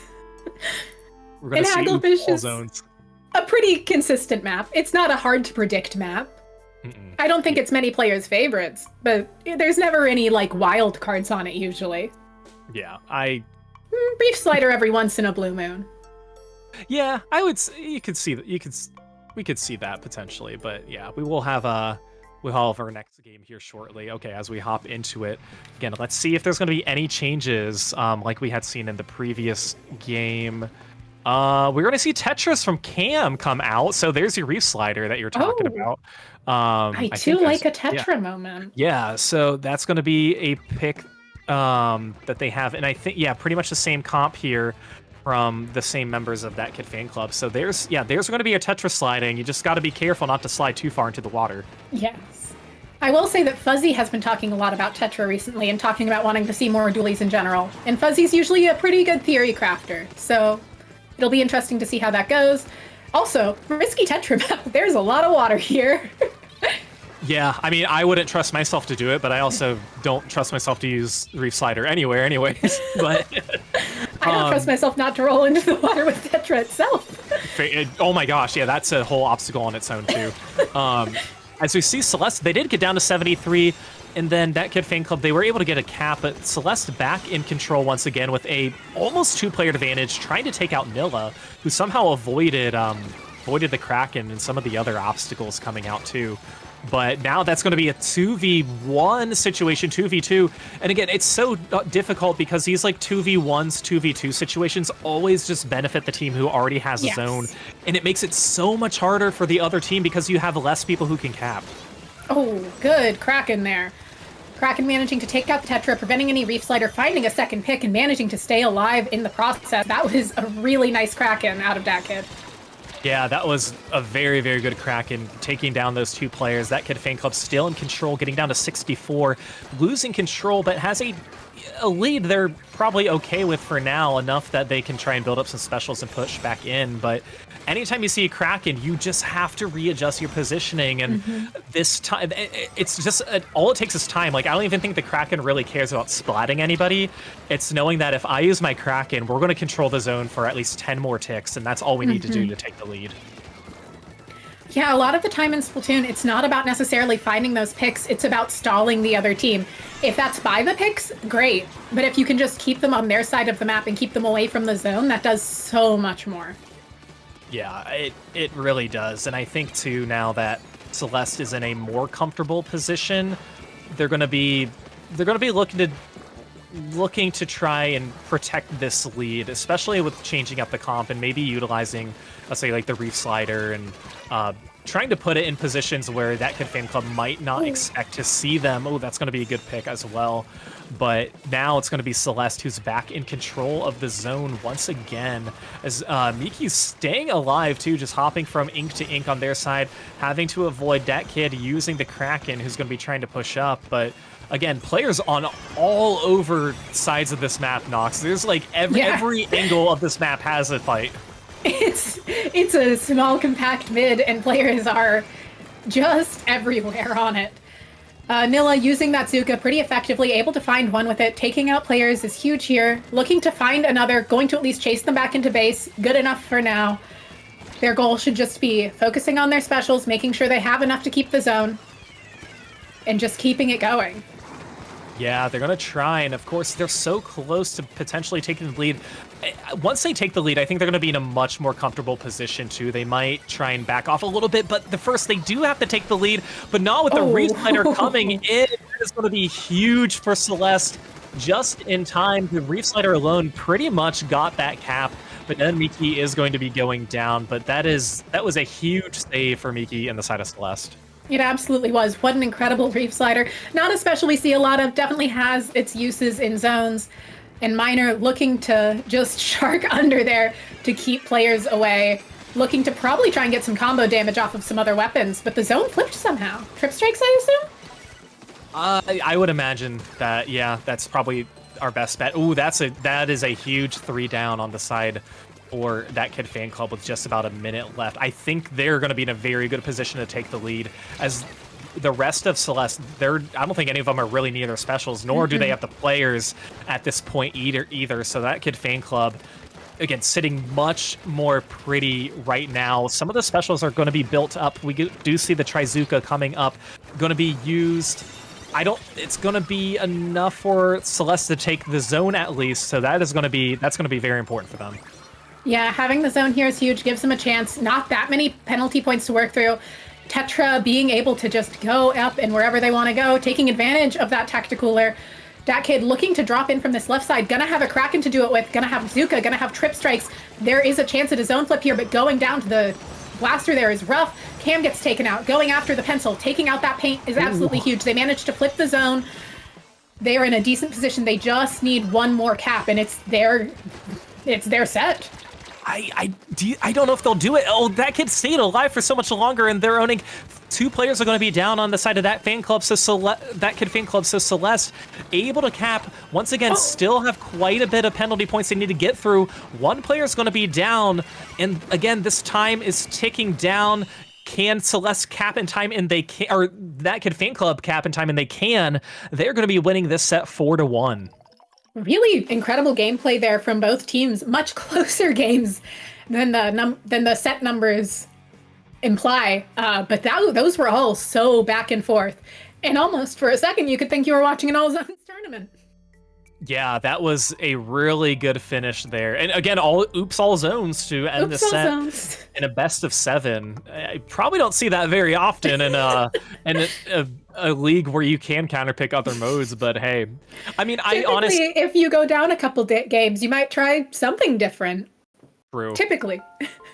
True. You would have had to. We would have had to have seen a tower control or clan blitz if we went to a game 7. But fortunately for That Kid Fan Club, they didn't have to do that. But again, a 4-1 on paper. But Celeste played very well and had opportunities where they had pretty solid control of the game, but unfortunately they let it slip away from time to time. And again, just a lot of great 1v1 action from That Kid Fan Club in particular.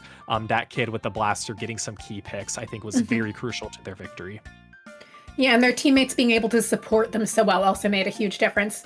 Just knowing how to play off your teammates and knowing what they need to be able to pull off the actions they like to pull off makes such a huge difference. And really great use of specials from both teams. I know I was making fun of the Trip Strikes a little bit, but it is effective to use them like that. It is very good to just try and make sure you're moving up with them. And they did move up with them.